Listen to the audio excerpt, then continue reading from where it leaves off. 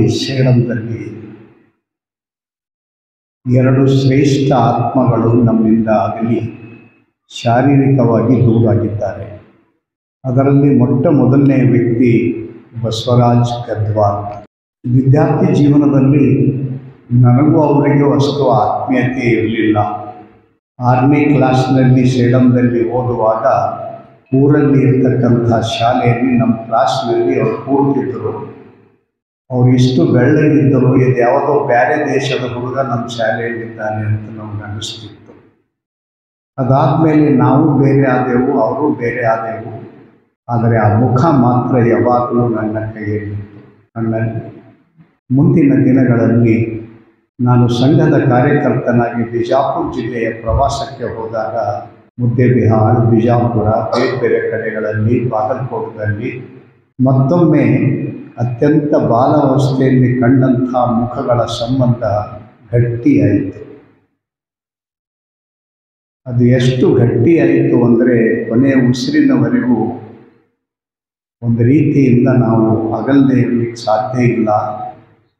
ಮತ್ತು ನಮ್ಮ ಅನೇಕ ಸುಖ ದುಃಖಗಳಲ್ಲಿ ಅವರು ಭಾಗಿಯಾಗಿದ್ದಾರೆ. ಕೇವಲ ಕೊತ್ತಲ ಬಸವೇಶ್ವರ ನಮ್ಮ ಪವಿತ್ರ ದೇವಸ್ಥಾನದ ಭಕ್ತರಷ್ಟೇ ಅಲ್ಲ, ಅತ್ಯಂತ ಕಠಿಣ ಪರಿಸ್ಥಿತಿಗಳಲ್ಲಿ ಮಾರ್ಗದರ್ಶನ ನೀಡಿದ್ದಾರೆ. ಇದೀಗ ಹೇಳಿದಂತೆ ಕನ್ನಡ ನಾಡಿನ ಕನಿಷ್ಠ 200-300 ದೇವಾಲಯಗಳು ಅನೇಕ ಪೂಜ್ಯ ಸ್ವಾಮಿಗಳು ಕಟ್ಟಬೇಕಾದರೆ ಅದು ಅವರ ಮಾರ್ಗದರ್ಶನ ಇದೆ. ಕೂಡಲ ಸಂಗಮದ ಒಂದು ಸುಂದರ ಸ್ವರೂಪ. ಇವತ್ತು ಅಲಂಗಿಯವರು ಹಿರಿಯ ಚೀಫ್ ಇಂಜಿನಿಯರ್ ನಮ್ಮ ಮಧ್ಯದಲ್ಲಿದ್ದಾರೆ. ಬಸವ ಕಲ್ಯಾಣದ ಏನು ಅನುಭವ ಮಂಟಪ ಇದೆ, ಅದಕ್ಕೂ ಒಂದು ಸುಂದರವಾದ ಕಮಿಟಿಯನ್ನು ಮಾಡಿ, ಯಾಕಂದರೆ ಒಂದು ಫೀಲ್ಡ್ನಲ್ಲಿ ನಾವು ಬಹಳ ಶಾಣ್ಯರಾಗಿರ್ತೀವಿ, ಇನ್ನೊಂದು ಫೀಲ್ಡ್ನಲ್ಲಿ ನಮಗೇನೂ ಗೊತ್ತಿರೋಂಗಿಲ್ಲ. ಯಾರಾದರೂ ಸರಿಯಾದ ಮಾರ್ಗದರ್ಶನ ಮಾಡಿದ್ರೆ ಅದಕ್ಕೆ ಒಂದು ರೂಪ ಕೊಟ್ಟು ಕೆಲಸ ಮಾಡಲಿಕ್ಕಾಗುತ್ತೆ.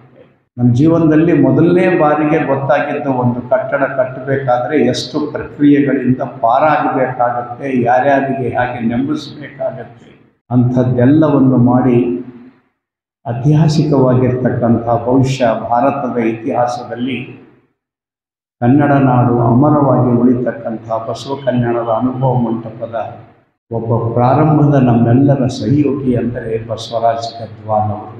ಚಿಕ್ಕ ವಯಸ್ಸಿನಲ್ಲಿನೇ ಇಂಜಿನಿಯರ್ ಆದಮೇಲೆ ಅವ್ರು ತಮ್ಮ ಬದುಕಿನ ಘಟನೆ ಹೇಳ್ತಿದ್ದರು. ವಿಶ್ವೇಶ್ವರಯ್ಯ ಆದಮೇಲೆ ಬಾಳೆಕುಂದ್ರಿ ಅಂಥೇಳಿ ಇಂಜಿನಿಯರ್ ವಿಭಾಗದಲ್ಲಿ ಒಂದು ದೊಡ್ಡ ಹೆಸರು ಕನ್ನಡ ನಾಡಿನಲ್ಲಿ. ಇವರು ಸಣ್ಣ ಹುಡುಗ, ಹೊಸದಾಗಿ ನೌಕರಿ ಸೇರಿ 2 ವರ್ಷ ಆಗಿದೆ. ಆದರೆ ಅವರಿಗೇನೋ ಈತನ ಮೇಲೆ ನಂಬಿಕೆ, ಭರವಸೆ. ಕನಿಷ್ಠ 4-6 ಬಾರಿ ನೌಕರಿ ಸೇರಿದ 2-3 ವರ್ಷದಲ್ಲಿನೇ ಯಾವುದೋ ಕಡತ, ಫೈಲು ಇತ್ಯಾದಿ ದಿಲ್ಲಿಗೆ ಬೇಕಾದರೆ ಹಿರಿಯ ಅಧಿಕಾರಿಗೆ ಹೇಳಿ ಆ ಬಸವರಾಜ್ ಗದ್ವಾಲ್ನನ್ನು ನನ್ನಲ್ಲಿ ಕೊಟ್ಟು ಕಳಿಸಿ ಅಂತ ಹೇಳ್ತಿದ್ದೆ. ಹೀಗೆ ಇಂಜಿನಿಯರ್ ವಿಭಾಗದ ತಪಸ್ವಿಗಳ ಕೈಯಲ್ಲಿ ಬೆಳೆದು ನಿರ್ಮಲ ಮನಸ್ಸಿನಿಂದ ನಾಡಿನ ಸೇವೆಯನ್ನು ಮಾಡಿ ಅದೆಲ್ಲಕ್ಕೂ ಮಿಗಿಲಾಗಿ ಇವತ್ತು ಕನ್ನಡ ನಾಡಿನ ದೇಶದ ಕೋಟಿ ಕೋಟಿ ಹೃದಯಗಳಲ್ಲಿ ಮನೆ ಮಾಡಿರುವ ವಿಶ್ವಸಂತ ಪರಮಪೂಜ್ಯ ಸಿದ್ದೇಶ್ವರ ಸ್ವಾಮಿಗಳ ಅತ್ಯಂತ ಆತ್ಮೀಯ ವ್ಯಕ್ತಿ ಯಾರಾದರೂ ಇದ್ದರು ಅವರಲ್ಲಿ ಅಂತಂದರೆ ಬಸವರಾಜ್ ಗದ್ವಾಲ್. ನನಗೆ ಸಿದ್ದೇಶ್ವರ ಸ್ವಾಮಿಗಳ ಸಂಬಂಧ ಬಂದ ಮೇಲೆ ಆಗಾಗ ಸಿದ್ದೇಶ್ವರ ಸ್ವಾಮಿಗಳ ಬೇರೆ ಬೇರೆ ಪ್ರಸಂಗಗಳು ನೋಡಿದಾಗ ಅವರು ಪ್ರಸನ್ನವಾಗಿರಬೇಕು ಅಂತ ನನಗನ್ನಿಸ್ತಿತ್ತು. ಸಾಮಾನ್ಯವಾಗಿ ಸಿದ್ದೇಶ್ವರ ಸ್ವಾಮಿಗಳು ನಗೋದಿಲ್ಲ. ಆದರೆ ನನ್ನ ಜೀವನದಲ್ಲಿ ಸಿದ್ದೇಶ್ವರ ಸ್ವಾಮಿಗಳಿಗೆ ಮನಸ್ಸು ಬಿಚ್ಚಿ ಸುಂದರವಾದ ಘಟನೆಗಳನ್ನು ಹೇಳಿ ನಗಿಸಿದಂಥ ವ್ಯಕ್ತಿ ಯಾರು ಅಂದರೆ ಬಸವರಾಜ್ ಗದ್ವಾಲ್. ನಾನು ಸಿದ್ದೇಶ್ವರ ಸ್ವಾಮಿಗಳಿಗೆ ಕೊನೆಯ ದಿನಗಳಲ್ಲಿ ಪ್ರತಿ ಸಲ ಹೇಳ್ತಿದ್ದೆ ಗದ್ವಾಲ್ ಅವರಿಗೆ, ಸರ್ ನೀವು ತಿಂಗಳಿಗೆ 1 ಸಲ ಆದರೂ ಹೋಗಿ ಸಿದ್ದೇಶ್ವರ ಸ್ವಾಮಿಗಳ ಬಳಿ 1 ತಾಸು ಕುಂತು ಬರ್ರಿ, ಅವರ ಆಯುಷ್ಯ ಹೆಚ್ಚಿಗಾಗುತ್ತೆ. ಯಾಕಂದರೆ ನಗುವಿನಿಂದ ಮನುಷ್ಯನ ಮನಸ್ಸು ಅರಳುತ್ತದೆ, ಮತ್ತೆ ಬದುಕಲಿಕ್ಕೆ ಚೈತನ್ಯ ಸಿಗುತ್ತದೆ. ಆ ರೀತಿ ಎತ್ತರದ ವ್ಯಕ್ತಿ. ಮತ್ತು ಅವರು ಕೊನೆಯ ದಿನಗಳಲ್ಲಿ ಕಳೆದ 1-2 ವರ್ಷಗಳಿಂದ ಹೇಳುವ ಮಾತಂದರೆ, ನಾ ಮಲ್ಕೊಂಡ ಮೇಲೆ ಬೆಳಗಾಗದ್ರಾಗ ನನಗೆ ಗೊತ್ತಾಗಬಾರ್ದು ನಾನು ಸತ್ತಿದ್ದೇನೆ ಅಂತ. ಇದು ನನ್ನ ಆಸೆ ಅಂತ ಹೇಳುತ್ತೆ. ನಾನು ಸಹ ಅಷ್ಟೇ ನಕ್ಷಟಿಕೆಯಲ್ಲಿ ನಾವು ಹೇಳ್ತಿದ್ದೆವು. ಶಾಂತರೆಡ್ಡಿ ನಮ್ಮ ಜೊತೆಯಲ್ಲಿ ಇರ್ತಿದ್ದರು. ನೋಡಿ, ನಾವು ಕಣ್ಣು ಮುಂದೆ ಕೆಲವು ಗುರಿ ಇಟ್ಕೊಂಡಿದ್ದೇವೆ. 25ರ ಕಾರ್ಯಕ್ರಮ ಇದೆ. ಅದಾದಮೇಲೆ ಬಸವ ಕಲ್ಯಾಣದಲ್ಲಿ ಮಂದಿಗೆ 27ರಲ್ಲಿ ಒಂದು ದೊಡ್ಡ ಕಾರ್ಯಕ್ರಮ ಮಾಡ್ತೇವೆ ಅಂತ ಮಾತು ಕೊಟ್ಟಿದ್ದೇವೆ. ಇದೆಲ್ಲ ಮುಗಿದ ಮೇಲೆ ಬೇಕಾದ್ರೆ ನಾವು ಒಟ್ಟಿಗೆ ಹೋಗೋಣ, ನೀವು ನೋಡು ನಮ್ಗೆ ಬಿಟ್ಟು ಹೋಗಬಾರ್ದು ಅಂತ ನಾವು ಅವರಿಗೆ ಹೇಳ್ತಿದ್ದೆ. ಈ ರೀತಿ ಅಂಥ ದೊಡ್ಡ ಹುದ್ದೆಯಲ್ಲಿ ಹೋದರೂ ಸಹ ಒಂದು 2 ವರ್ಷಗಳ ಹಿಂದೆನೂ ಅವರನ್ನು ನಾನು ಬಸ್ಸಿನಲ್ಲಿ ಪ್ರಯಾಣ ಮಾಡುವುದನ್ನು ನೋಡಿದ್ದೇನೆ. ಆ ರೀತಿ ಒಂದು ಸರಳವಾದಂಥ ಜೀವನವನ್ನು ನಡೆಸಿಕೊಂಡು ಟ್ರೈನ್ನಲ್ಲಿ ಪ್ರವಾಸ ಮಾಡಿ ಇನ್ನೊಬ್ಬರಿಗೆ ಭಾರವಾಗದೇನೆ ಮತ್ತು ಬಿಜಾಪುರದ ಭಾರತೀಯ ಸಂಸ್ಕೃತಿ ಉತ್ಸವಕ್ಕೆ ಹೋದರೆ ಅವರು ಇಷ್ಟು ಪ್ರೀತಿಯಿಂದ ನನ್ನನ್ನು ನೋಡ್ತಿದ್ದರು. ತಾವು ಹೋಗಿ ಎಲ್ಲೋ ಮಲಗ್ತಿದ್ದರು. ಆದರೆ ತನ್ನ ರೂಮ್ ಏನಿದೆ, ಪಾಟೀಲ್ಜಿ ಬಂದರೆ ಈ ರೂಮಿನಲ್ಲಿ ಇವರೇ ಇರಬೇಕು ಅಂತ ನಾನು ಎಷ್ಟು ಹೇಳಿದರೂ ಅವರು ಕೇಳ್ತಿರಲಿಲ್ಲ. ಈ ರೀತಿ ಅನ್ಯಾನ್ಯ ಸಂಬಂಧ. ಕಲಬುರಗಿ ಕಂಪಿನಲ್ಲಿ ಒಂದು ದೊಡ್ಡ ಸಮಸ್ಯೆ ಬಂತು 15 ವರ್ಷಗಳ ಹಿಂದೆ ಕಾರ್ಯಕ್ರಮ ಮಾಡುವಾಗ.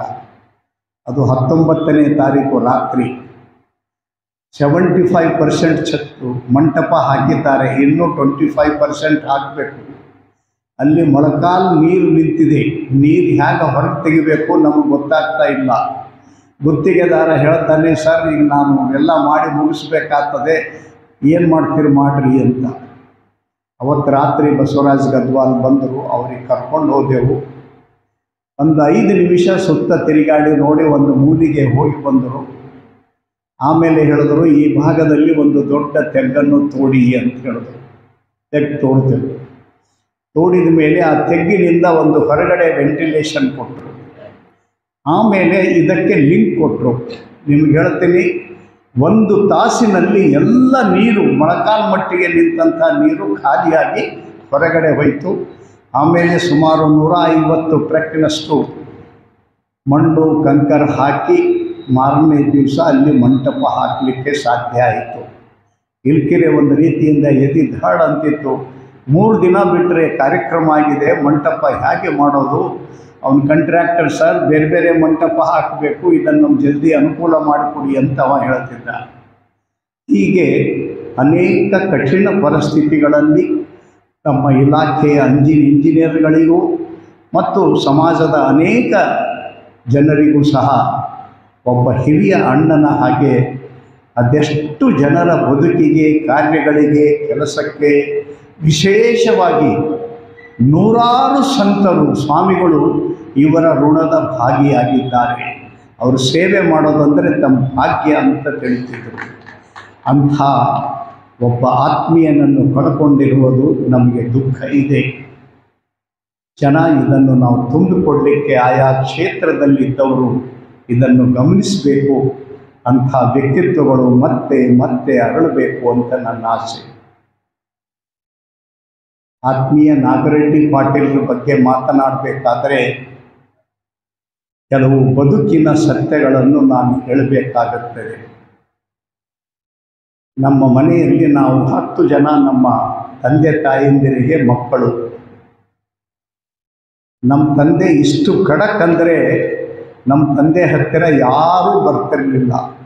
ನಾನೊಬ್ಬನೇ ಮಗನು ನಮ್ಮ ತಂದೆಯ ಹತ್ತಿರ ಅತ್ಯಂತ ಸಮೀಪದಲ್ಲಿ ಕುಳಿತುಕೊಳ್ತಕ್ಕಂಥ ಭಾಗ್ಯ ಯಾಕೆ ಸಿಕ್ಕಿತ್ತು ನನಗೆ ಗೊತ್ತಿಲ್ಲ. ಶೇರ್ಖಾ MP ಬಂದರೆ ನಡ್ಕೋತಾ ನಿಂದಿರ್ತಿದ್ದ ನಮ್ಮ ಅಪ್ಪನ ಹತ್ರ, ಯಾವಾಗ ಈ ಗೌಡರಿಂದ ತಪ್ಪಿಸ್ಕೊಂಡು ಹೋಗಬೇಕು.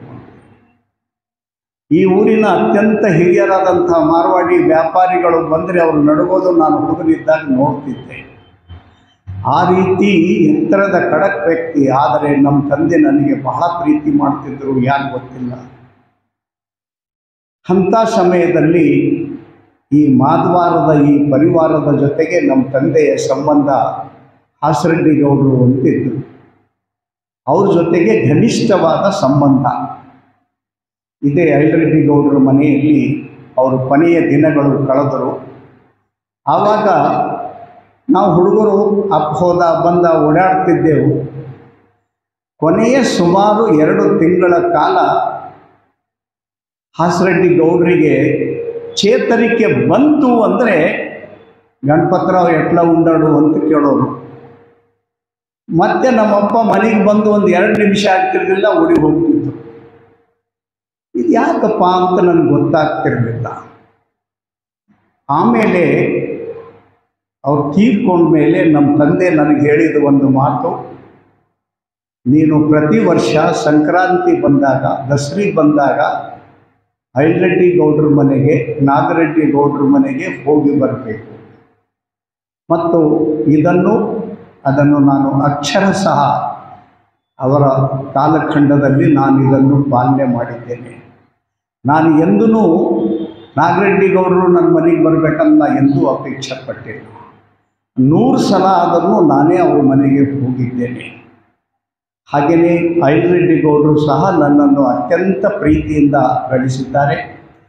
ಇವತ್ತು ನಮ್ಮ ಸಂಸ್ಥೆ ಪ್ರಾರಂಭದಲ್ಲಿ ಶುರು ಮಾಡಿದಾಗ ಅವ್ರ ಶಾಲೆ ಬಂದಾಗಿ ಹೋಗಿತ್ತು, ಒಂದು ಇಂಗ್ಲೀಷ್ ಮೀಡಿಯಂ ಶಾಲೆ.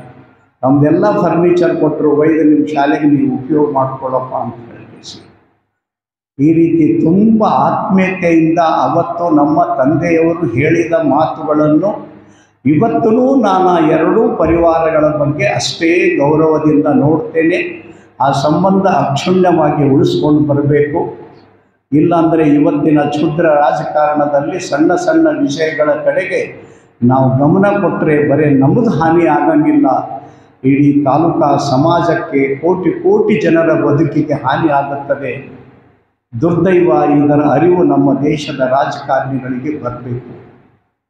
ಹೀಗಾಗಿ ಕೊತ್ತಲ ಬಸವೇಶ್ವರ ಶಿಕ್ಷಣ ಸಮಿತಿ ಪ್ರಾರಂಭ ಆದ ಮೇಲೆ ಇವತ್ತಿನವರೆಗೂ ನಮ್ಮಲ್ಲಿ ಚುನಾವಣೆ ನಡೆದಿಲ್ಲ. ಏನು ಮಾಡಿದ್ರೂ ಒಮ್ಮತದಿಂದ ನಾವು ನಿರ್ಣಯ ಕೈಗೊಂಡಿದ್ದೇವೆ. ಮತ್ತು ಯಾವಾಗ ಹೊಸ ಪೀಳಿಗೆಗೆ ಅಧಿಕಾರ ಕೊಡಬೇಕು ಅಂತ ಬಂತು, ನಾವು ಮತ್ತು ನಾಗರೆಡ್ಡಿ ಇಬ್ಬರು ವೈಯಕ್ತಿಕ ಮಾತುಕತೆ ಆಡದೆವು. ನೋಡಿ ಸರ್, ಇನ್ನು ಹೊಸ ಪೀಳಿಗೆಗೆ ಕೊಟ್ಟು ಬಿಡೋಣ, ನಾವಿಬ್ಬರು ರಿಸೈನ್ ಮಾಡೋಣ ಅಂತ ಹೇಳಿ ಆ ಕಮಿಟಿಗೆ ರಿಸೈನ್ ಮಾಡಿ ಹೊಸಬರನ್ನು ಸದಸ್ಯರನ್ನಾಗಿ ಮಾಡಿ ಒಂದು ಹೊಸ ಪರಂಪರೆ. ಇಲ್ಲಂದರೆ ಅನೇಕರು ಕೊನೆಯ ಉಸಿರಿನವರೆಗೂ ಕುರ್ಚಿ ಬಿಡಂಗಿಲ್ಲ. ನಾವು ಇವತ್ತು ನಾನು ನಾಗರೆಡ್ಡಿ ಪಾಟೀಲರು ಅದರಲ್ಲಿ ಹೆಸರಿಗೆ ಅವರು ಅನಿವಾರ್ಯವಾಗಿ ನಮಗೆ ಸಂರಕ್ಷಕರು, ಗೌರವ ಅಧ್ಯಕ್ಷರಂತ ಇಟ್ಕೊಂಡಿದ್ದರು ಹೊರತು ನಾವು ಕಾನೂನುಬದ್ಧವಾಗಿ ಅಧಿಕೃತ ವ್ಯಕ್ತಿಗಳು ಅಲ್ಲ. ಆದರೆ ಹೊಸ ಪೀಳಿಗೆ ಕೈಯಲ್ಲಿ ನಾವು ಕೊಟ್ಟಿದ್ದೇವೆ.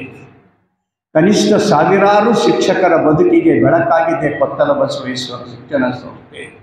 ಕಲ್ಯಾಣ ಕರ್ನಾಟಕದ ಕನಿಷ್ಠ 15 ಲಕ್ಷ ಮಕ್ಕಳನ್ನು ಓದಿಸ್ತಕ್ಕಂಥ ಶಿಕ್ಷಣ ಸಂಸ್ಥೆಗಳ ಜೊತೆಗೆ ಜೀವಂತ ಸಂಬಂಧ ಇಟ್ಕೊಂಡಿರ್ತಕ್ಕಂಥ ಏಕಮಾತ್ರ ಕನ್ನಡ ನಾಡಿನ ಸಂಸ್ಥೆ ಅಂದರೆ ಈ ಕೊತ್ತಲ ಬಸವೇಶ್ವರ ಶಿಕ್ಷಣ ಸಂಸ್ಥೆ. ಇದನ್ನು ಕೋಟಿ ಜನರ ಜೊತೆಗೆ ಸಂಬಂಧ ಬೆಳೆಸ್ಕೊಳ್ಳಿಕ್ಕೆ ಈಗಿರುವ ಸಮಿತಿ ಕೆಲಸ ಮಾಡಿದರೆ ಅದು ನಾಗರೆಡ್ಡಿ ಪಾಟೀಲರ ಆತ್ಮಕ್ಕೂ ಸಂತೋಷವಾಗುತ್ತದೆ, ನನಗೂ ಸಂತೋಷವಾಗುತ್ತದೆ. ಇದು ನಮ್ಮ ಮನಸ್ಸಿನ ಮನದಾಳದ ಮಾತಿದೆ. ಅದಕ್ಕಾಗಿ ಸೇಡಂದ ಎಲ್ಲ ನಾಗರೆಡ್ಡಿ ಪಾಟೀಲರ, ಬಸವರಾಜ್ ಗದ್ವಾಲ್ ಅವರ ಆತ್ಮೀಯ ಅಭಿಮಾನಿಗಳೇ, ಕೇವಲ ಮೂಕ ಅಭಿಮಾನದಿಂದ ಏನೂ ಆಗೋದಿಲ್ಲ. ಅದಕ್ಕೆ ಕ್ರಿಯಾಶೀಲತೆ ಬೇಕು, ಆ್ಯಕ್ಷನ್ ಬೇಕು, ಕಾರ್ಯಗಳು ಬೇಕು, ಕೆಲಸಗಳು ಬೇಕು. ಬದುಕಿನಲ್ಲಿ ಇಂಥ ಕಹಿ ಪ್ರಸಂಗಗಳು ಬರ್ತವೆ. ನಾನೇ ನಮ್ಮ ಸಂಸ್ಥೆಯಲ್ಲಿ ಹೇಳಿಕ್ಕೆ ಶುರು ಮಾಡಿದ್ದೆ 1-2 ವರ್ಷಗಳಿಂದ. ಯಾಕಂದರೆ ಯಾರ್ಯಾರು ತೀರ್ಕೊಂಡು ಹೋಗಿದ್ದಾರೆ ಒಂದೊಂದು ಫೋಟೋ ಹೊಸ್ತಾರೆ. ಮೊದಲು 4-5 ಫೋಟೋ ಆಗತನ ಏನೂ ಆಗಲಿಲ್ಲ. ಯಾವಾಗ 6ನೇ ಫೋಟೋ ಬಂತು ನನಗೆ ಅನ್ನಿಸ್ತೀನಿ, ನನ್ನ ಫೋಟೋ ಯಾವಾಗ ಬರ್ತದಪ್ಪ ಇಲ್ಲಿ ಅಂತ ಹೇಳಿ. ಇದು ಒಂದು ಮನುಷ್ಯನ ಸಹಜ ಭಾವನೆ. ಮತ್ತು ಈ ವಯಸ್ಸಿನಲ್ಲಿ ನಮಗೆ ಇಂಥದ್ದನ್ನೇ ಕೇಳಬೇಕಾಗುತ್ತೆ ಬದುಕಿರೋವರೆಗೂ. ಇದನ್ನು ನಮಗಿಂತ ವಯಸ್ಸಿನಲ್ಲಿ ಚಿಕ್ಕವರಾದವರು ಇದು ಫೀಲ್ ಮಾಡಲಿಕ್ಕೆ ಸಾಧ್ಯ ಇಲ್ಲ. ಕಲಬುರಗಿ ಕಂಪು ಮಾಡುವಾಗ ಕೇವಲ 1.5 ತಿಂಗಳ ಮುಂಚೆ ನಮ್ಮ ತಾಯಿ ತೀರ್ಕೊಂಡು, ಏನು ಇಲ್ಲ ಅಂದರೂ ನನ್ನ ಮೇಲೆ ತುಂಬ ಅಭಿಮಾನ ಇರತಕ್ಕಂಥ ತಾಯಿ ಒಂದು ಸಲ ನಮ್ಮ ಕಾರ್ಯಕ್ರಮ ನೋಡಿದ್ರೆ ಎಷ್ಟು ಆನಂದ ಪಡ್ತಿದ್ರು ಅನ್ನುವ ಭಾವನೆ ನನಗಿತ್ತು. ಇವತ್ತು ಸಹ ನಾಗರೆಡ್ಡಿ ಪಾಟೀಲರು, ಬಸವರಾಜ್ ಗದ್ವಾಲ್ ಅವರು ಈ ಒಂದು ಬದುಕಿನ ಇತಿಹಾಸ ಜಗತ್ತಿನ ಮೇಲೆ ಪರಿಣಾಮ ಬೀರ್ತಕ್ಕಂಥ ಈ ಕಾರ್ಯಕ್ರಮದಲ್ಲಿ ಅವರು ಸುಮ್ಮನೆ ದರ್ಶಕರಾಗಿದ್ದರೂ ಸಹ ನಮಗೆ ಎಷ್ಟೋ ಆನಂದ ಕೊಡುವ ಪ್ರಸಂಗ ಆಗ್ತಾ ಇತ್ತು. ಹೀಗಾಗಿ ಆತ್ಮೀಯ ಬಂಧುಗಳೇ, ಶಾರೀರಿಕವಾಗಿ ಅವರು ನಮ್ಮ ಮಧ್ಯದಲ್ಲಿ ಇಲ್ಲ, ಆದರೆ ಅವರ ಈ ಬದುಕಿನ ಧಾಟಿ, ಮೌನ, ಸರಳತೆ ಅದೆಲ್ಲವೂ ನಮಗೆ ಜೀವನದ ಬೆಳಕಾಗಬೇಕು ಮತ್ತು ಆ ಬೆಳಕಿನಲ್ಲಿ ನಾವು ಬದುಕಬೇಕು. ಅಂಥ ಆದರ್ಶ ಜೀವನವನ್ನು ನಡೆಸಿಕೊಂಡು ಅವರೀರ್ವರ ಆತ್ಮಕ್ಕೆ ನಾವು ನಮ್ಮ ನಿಜವಾದ ಶ್ರದ್ಧಾಂಜಲಿಗಳನ್ನು ಸಲ್ಲಿಸಬೇಕು. ಅದುವೇ ಒಂದು ಅರ್ಥವಾದಂಥ ನುಡಿ ನಮನ ಆಗುತ್ತದೆ. ಆ ರೀತಿ ಅವರ ಆತ್ಮಗಳಿಗೆ ನೆಮ್ಮದಿ ಕೊಡುವ ಬದುಕು ನಮ್ಮೆಲ್ಲರ ಉಳಿದ ಜೀವನದ ಬದುಕಾಗಲಿ ಅಂತ ನಾನು ದೇವರಲ್ಲಿ ಪ್ರಾರ್ಥನೆ ಮಾಡಿ ನನ್ನ ಮಾತಿಗೆ ವಿರಾಮ ಹೇಳ್ತೇನೆ. ಎಲ್ಲರಿಗೂ ನಮಸ್ಕಾರ. ಪಾಟೀಲ್ಜಿಯವರು ಬಹಳಷ್ಟು ಜನ ತಮ್ಮ ಮಾತುಗಳನ್ನು ಹಂಚಿಕೊಂಡಿದ್ದಾರೆ. ಸನ್ಮಾನ್ಯ ಬಸವರಾಜ್ ಗದ್ವಾಲ್ ಅವರು ನನಗೆ ಪರಿಚಿತರಾಗಿ ಒಂದು 15ರಿಂದ 18 ವರ್ಷ ಆಯಿತು. ಕೂಡಲ ಸಂಗಮಕ್ಕೆ ನಾವು ಹೋಗಿದ್ವಿ. ಅಲ್ಲಿ IT ಮಂಟಪಕ್ಕೆ ಹೋಗ್ಬೇಕಾದ್ರೆ ಟಿಕೆಟ್ ಇದೆ. ನಾನು ಹಾಗೆ ಹೋಗ್ತಿದ್ದೆ. ಅವ್ರು ಬಂದು ನಾನು ನಿಲ್ಲಿಸಿ ಇಲ್ಲಿ ಟಿಕೆಟ್ ತೊಗೊಂಡು ಹೋಗ್ಬೇಕು ಅಂತ. ನಂದೇ ನೀವೇ ಇಂಜಿನಿಯರ್ ಇದ್ದೀರಿ, ಟಿಕೆಟ್ ಅದಕ್ಕೆ ನಾವೇ ತಗೋಲಿಲ್ಲ ಅಂದರೆ ಬಂದವರೆಲ್ಲ ಹೀಗೆ ನೋಡಿ ಹೋಗ್ತಾರೆ, ಇದರ ಅಭಿವೃದ್ಧಿ ಆಗೋದೇ ಅಲ್ಲ. ಅವರು ತಮ್ಮ ಜೇಬಿನಿಂದ ದುಡ್ಡು ಕೊಟ್ಟು ಟಿಕೆಟ್ ತೆಗೆಸಿದ್ರು. ಎಲ್ಲ ನೋಡಿ ಎಲ್ಲ ಮಾಡಿ ಅಲ್ಲಿಂದ ಬಂದ್ವಿ. ಅವತ್ತು ಪ್ರಾರಂಭವಾದಂಥ ಸಂಬಂಧ. ಪ್ರತಿ ವರ್ಷ ಅವ್ರ ತಾಯಿಯವರನ್ನು ಕರ್ಕೊಂಡು ಅವ್ರ ಜಾತ್ರೆಗೆ ಬರ್ತಿದ್ರು. ಅದಾದಮೇಲೆ ಅವರು ಕೂಡ ಬರ್ತಿದ್ರು ಬೇರೆ ಬೇರೆ ಸಂದರ್ಭದಲ್ಲಿ. ನಾವು ದೇವಸ್ಥಾನವನ್ನು ಪುನರುತ್ಥಾನ ಮಾಡಬೇಕು ಅಂತಂದು ಅವ್ರ ಜೊತೆ ಡಿಸ್ಕಷನ್ ಮಾಡಿದ್ವಿ. ಒಬ್ಬರು ಬಂದು ಇಡೀ ಬಸವಣ್ಣನನ್ನು ಎತ್ತಿ ಆಮೇಲೆ ಎತ್ತರದ ಒಂದು ಕಟ್ಟೆಯನ್ನು ಕಟ್ಟಿ ಆಮೇಲೆ ಗರ್ಭಗುಡಿಯನ್ನು ಕಟ್ಟಿ ಅದರಲ್ಲಿ ಬಸವಣ್ಣನ ಸ್ಥಾಪನೆ ಮಾಡಬೇಕು ಅಂತ ಹೇಳಿದ್ರು. ಪಾಟೀಲ್ಜಿಯವರಿಗೆ ನಾನು ಹೇಳಿದ್ದೇನೆ, ಗದ್ವಾಲ್ ಸರ್ ಭೇಟಿ ಆದನು, ಅವ್ರಿಗೇನಂತ ಹೇಳ್ತೀನಿ. ನಾನು ಗದ್ವಾಲ್ ಸರ್ ಅವ್ರಿಗೆ ಭೇಟಿ ಆದೆ. ನಾವು ಮತ್ತೆ ಬರ್ತೀನಿ ಬಂದಾಗ ನೋಡಿ ಹೇಳ್ತೀನಿ. ಅವನು ಬರೀ ಗರ್ಭಗುಡಿ 3 ಗರ್ಭಗುಡಿಯನ್ನು ಕಟ್ಟೋದಕ್ಕಾಗಿಯೇ 3 ಕೋಟಿ ರೂಪಾಯಿ ದುಡ್ಡನ್ನು ಹೇಳಿದ್ದ. ಈಗ ಹಿಂಗೆ ಹೇಳಿದ್ದಾನೆ, ಬಸವಣ್ಣನ ಎತ್ತಿ ಬಿಟ್ಟು ಕಟ್ಟಬೇಕಂತ.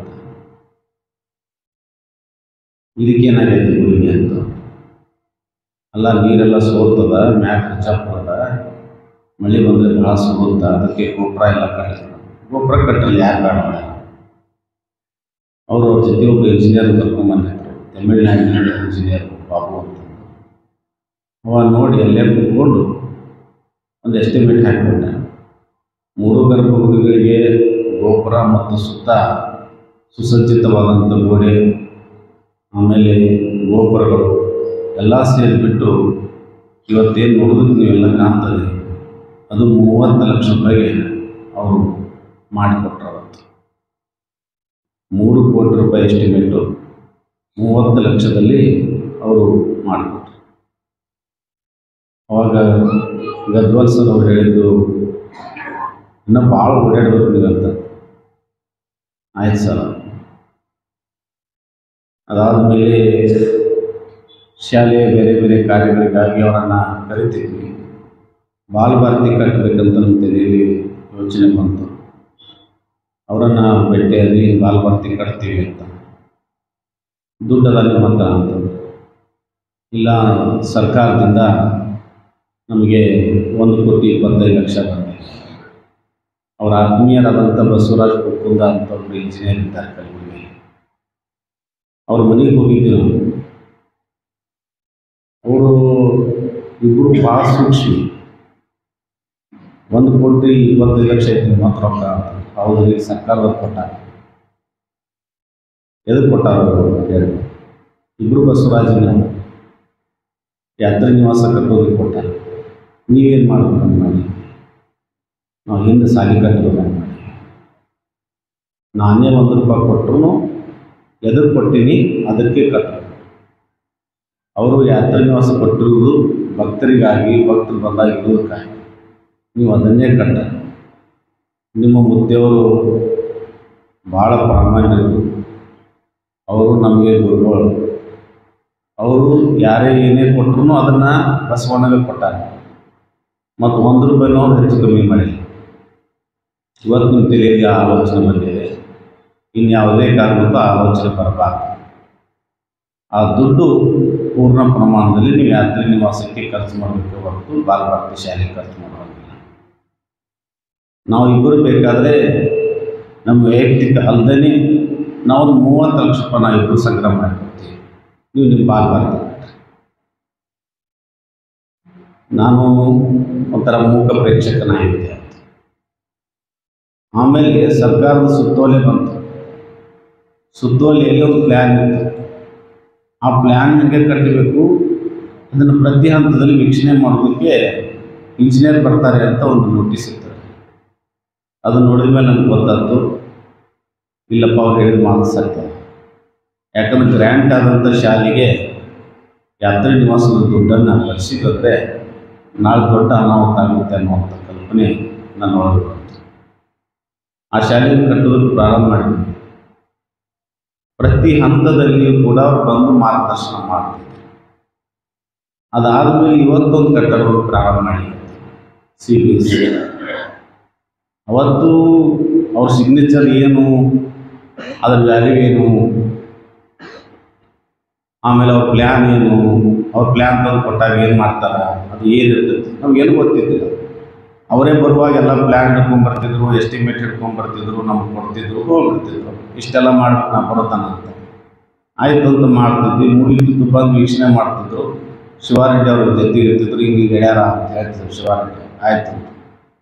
ಆದರೆ ಇವತ್ತು ನಾವು ಹೊಸ ಕಟ್ಟಡವನ್ನು ಪ್ರಾರಂಭ ಮಾಡಿದ್ವಿ, ಎಸ್ಟಿಮೇಟ್ ಮಾಡಿದ್ವಿ. ಬರೀ ಕನ್ಸಲ್ಟೆನ್ಸಿ ಪ್ಲ್ಯಾನ್ ಚಾರ್ಜೇ ₹2 ಕೋಟಿ ಮಾಡಿದ್ದಾರೆ.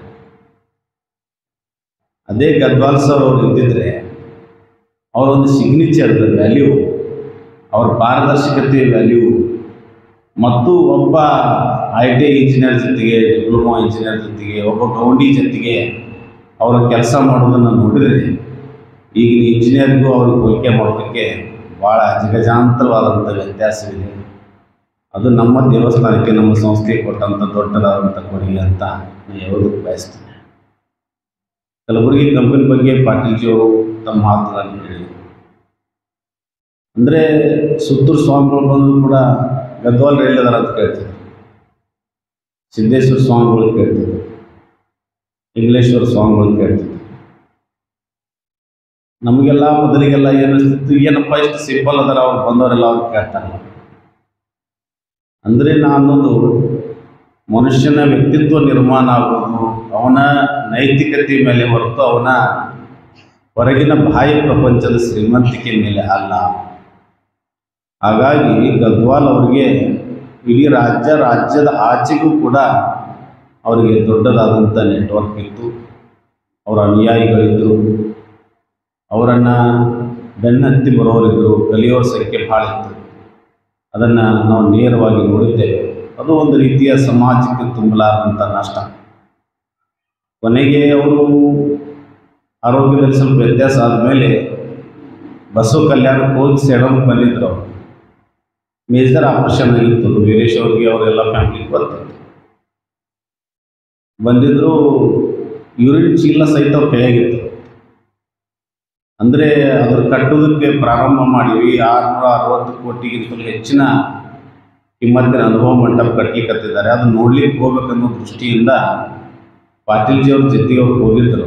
ಅವತ್ತು ಹೈದರಾಬಾದ್ನಲ್ಲಿ ಅವ್ರಿಗೆ ಮೇಜರ್ ಆಪರೇಷನ್ ಆಗಿ ಒಂದು 12 ಅಥವಾ 10 ದಿವಸ ಆಗಿರ್ಬೋದು ಅಂತ ಅನ್ಕೋತೀನಿ.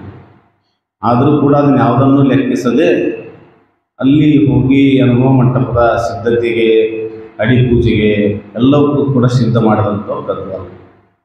ಅಲ್ಲಿಂದ ಸೀದಾ ಮತ್ತೆ ಸೇಡಂಗೆ ಬಂದು ನಮ್ಮದು ಬಾಲ್ಭರ್ತಿ 2ನೇ ಅಂತ ಗ್ರೌಂಡ್ ಫ್ಲೋರ್ ಫಸ್ಟ್ ಫ್ಲೋರ್ ಕಟ್ಟಡ ನಡೆದಿತ್ತು. ಛತ್ ಹಾಕೋದಿತ್ತು. ಅದನ್ನು ಬಂದು ಅವ್ರು ಓಕೆ ಅನ್ನೋವರೆಗೆ ಛತ್ ಹಾಕ್ಬಾರ್ದು ಅನ್ನೋದು ಒಂದು ನಿರ್ಣಯ ಇತ್ತು. ಅವ್ರು ಬಂದು ನೋಡಿದ ಮೇಲೆ ನಾವು ಛತ್ ಹಾಕಿದ್ವಿ RCC. ಅಂದರೆ ಯಾಕೆ ಈ ಮಾತುಗಳನ್ನು ಹೇಳ್ತೀನಿ ಅಂದರೆ, ಅವರ ತಮ್ಮ ಆರೋಗ್ಯದ ಪರಿವನ್ನು ಬಿಟ್ಟು ಸಮಾಜ ಕೆಲಸವನ್ನು ಮಾಡಿ. ನೀವೆಲ್ಲ ಒಂದು ರೀತಿಯಿಂದ ನೋಡಿ, ನಾವೆಲ್ಲ ಬಾಗಲಕೋಟೆದಲ್ಲೇ ಹೆಚ್ಚು ಕಡೆ ಓಡಾಡೋದ್ರಿಂದ ಬಾಗಲಕೋಟೆ, ನಾನು ಇಂಜಿನಿಯರ್ ಬಗ್ಗೆ ಹಿಂಗೆ ಮಾತಾಡ್ತಂತ ಯಾವ ಅನ್ಯತಾ ಭಾವಿಸಬಾರ್ದು. ಇಡೀ ಬಾಗಲಕೋಟೆ ಜಿಲ್ಲೆಯನ್ನೇ ಪುನರ್ ನಿರ್ಮಾಣ ಮಾಡುವಂಥ ಜವಾಬ್ದಾರಿ ಜಾಮದಾರ್ ಅವರು ಮತ್ತು ಗದ್ವಾಲ್ ಸರ್ ಹತ್ರ ಇತ್ತು. ಅವ್ರ ಮನಸ್ಸು ಮಾಡಿದರೆ ಒಂದು 100 ಎಕರೆ ಆಸ್ತಿಯನ್ನಾದರೂ ಕೂಡ ಅವ್ರು ಗಳಿಸ್ಬೋದಿತ್ತು. ಹೋಗಲಿ, ಮೇನ್ ಬಜಾರ್ದಲ್ಲಿ ಬಾಗಲಕೋಟೆಯ ನವನಗರದ ಮೇನ್ ಬಜಾರ್ ಒಂದು 10 ಪ್ಲಾಟ್ ಆದರೂ ತಮ್ಗೆ ಇಟ್ಕೋಬೋದಾಗಿತ್ತು. 1 ಇಂಚು ಜಾಗನೂ ಕೂಡ ತಮ್ಮ ಹೆಸರಿಗೆ ಇಟ್ಟುಕೊಳ್ಳದೆ ಯಾರ ಹೆಸರಲ್ಲೇ ಜಮೀನು ಮಾಡಬೇಕು ಅದನ್ನು ಹಗಲು ರಾತ್ರಿ ಕುಂತು ಮಾಡಿದಂಥವ್ರು ಬಸವರಾಜ ಗದ್ವಾಲ್. ನಮ್ಮ ಮಠಗಳು, ನಮ್ಮ ಪರಂಪರೆಗಳು ಏನಿವೆ ಅವು ನಾವೆಲ್ಲ ನಿರೀಕ್ಷೆ ಮಾಡ್ತೀವಿ. ನಮಗೊಂದು ಪ್ಲಾಟ್ ಬೇಕು, ನಮ್ಗೆ ಇಷ್ಟು ಫಲ ಬೇಕು, ನಮ್ಮ ಮಠಕ್ಕೆ 5 ಎಕರೆ ಐತಿ, ನೀವು ಸರ್ಕಾರದಾಗ ಅಧಿಕಾರದಾಗ ಇದ್ದೀರಿ 10 ಎಕರೆ ಕೊಡ್ರಿ. ಒಟ್ಟು ಅಗ್ರಿ ಆಗಿಲ್ಲ. ನೀವು 5 ಎಕರೆ ಐತಲ್ಲ 5 ಎಕರೆ ತೊಗೊಳ್ರಿ, 10 ಎಕರೆ ಇದ್ರೆ 10 ಎಕರೆ ತೊಗೊಳ್ರಿ. ತಾವು ಅದನ್ನು ಮಾಡೋಕ್ಕೆ ಹೋಗಿಲ್ಲ. ಮತ್ತೊಬ್ಬರಿಗೂ ಅವ್ರು ಬಂದಾಗ ಆ ರೀತಿ ಆದಂಥ ಕರಪ್ಷನ್ ಅವ್ರಿಗೆ ಬಿಟ್ಟಿಲ್ಲ. ಹಾಗಾಗಿ ಇವತ್ತಿಗೂ ಕೂಡ ಆಲಿಮಟ್ಟಿ ಡ್ಯಾಮಿನ ಇಂಜಿನಿಯರ್ಸು, ನವನಗರದ ಬಾಗಲಕೋಟೆ ಇಂಜಿನಿಯರ್ಸು, ಅಲ್ಲಿರುವಂಥ ಇಲಾಖೆಯವರು, ಕೂಡಲ ಸಂಗಮ, ಬಸವ ಕಲ್ಯಾಣ, ಕದಳಿ ಎಲ್ಲ ಟ್ರಸ್ಟಿನಲ್ಲಿ ಅಜರಾಮರವಾಗಿ ಬಸವರಾಜ ಗದ್ವಾಲ್ ಅವರ ಹೆಸರಿದೆ. ಅದು ನಮ್ಮ ಸೇಡಂ ತಾಲೂಕಿಗೆ, ನಮಗೆ ಒಂದು ದೊಡ್ಡ ಹೆಮ್ಮೆ ಅಂತ ನಾನು ಭಾಳ ಭಾವನಾತ್ಮಕವಾಗಿ ಎಲ್ಲರೂ ಬಯಸ್ತಾರೆ. ಆಮೇಲೆ ಅವ್ರು ಬಂದಾಗೆಲ್ಲ ಉಪಹಾರ ಮಾಡ್ತಿದ್ರು. ಅವ್ರ ಆಪ್ರೇಷನ್ ಆದಮೇಲೆ ಉಪಹಾರ ಮಾಡೋದು ಬೆಟರ್. ಇಲ್ಲಪ್ಪ ನಡೆಯಂಗಿಲ್ಲ ನಮ್ಗೆ. ಅಲ್ರಿ ಸ್ವಾಮಿಗಳೇ, ಎಲ್ಲ ಕಡೆ ಹೋದರೆ ಕಾಜು ಕಿಸ್ಮಿಸಿ ಬಾದಾಮು ಇಟ್ಟಿರ್ತಾರೆ ಸ್ವಾಮಿಗಳು. ಅವರು ತಿಂತಾರೆ, ಪಡ್ಡು ತಿಂತಾರೆ, ಇಡ್ಲಿ ತಿಂತಾರೆ.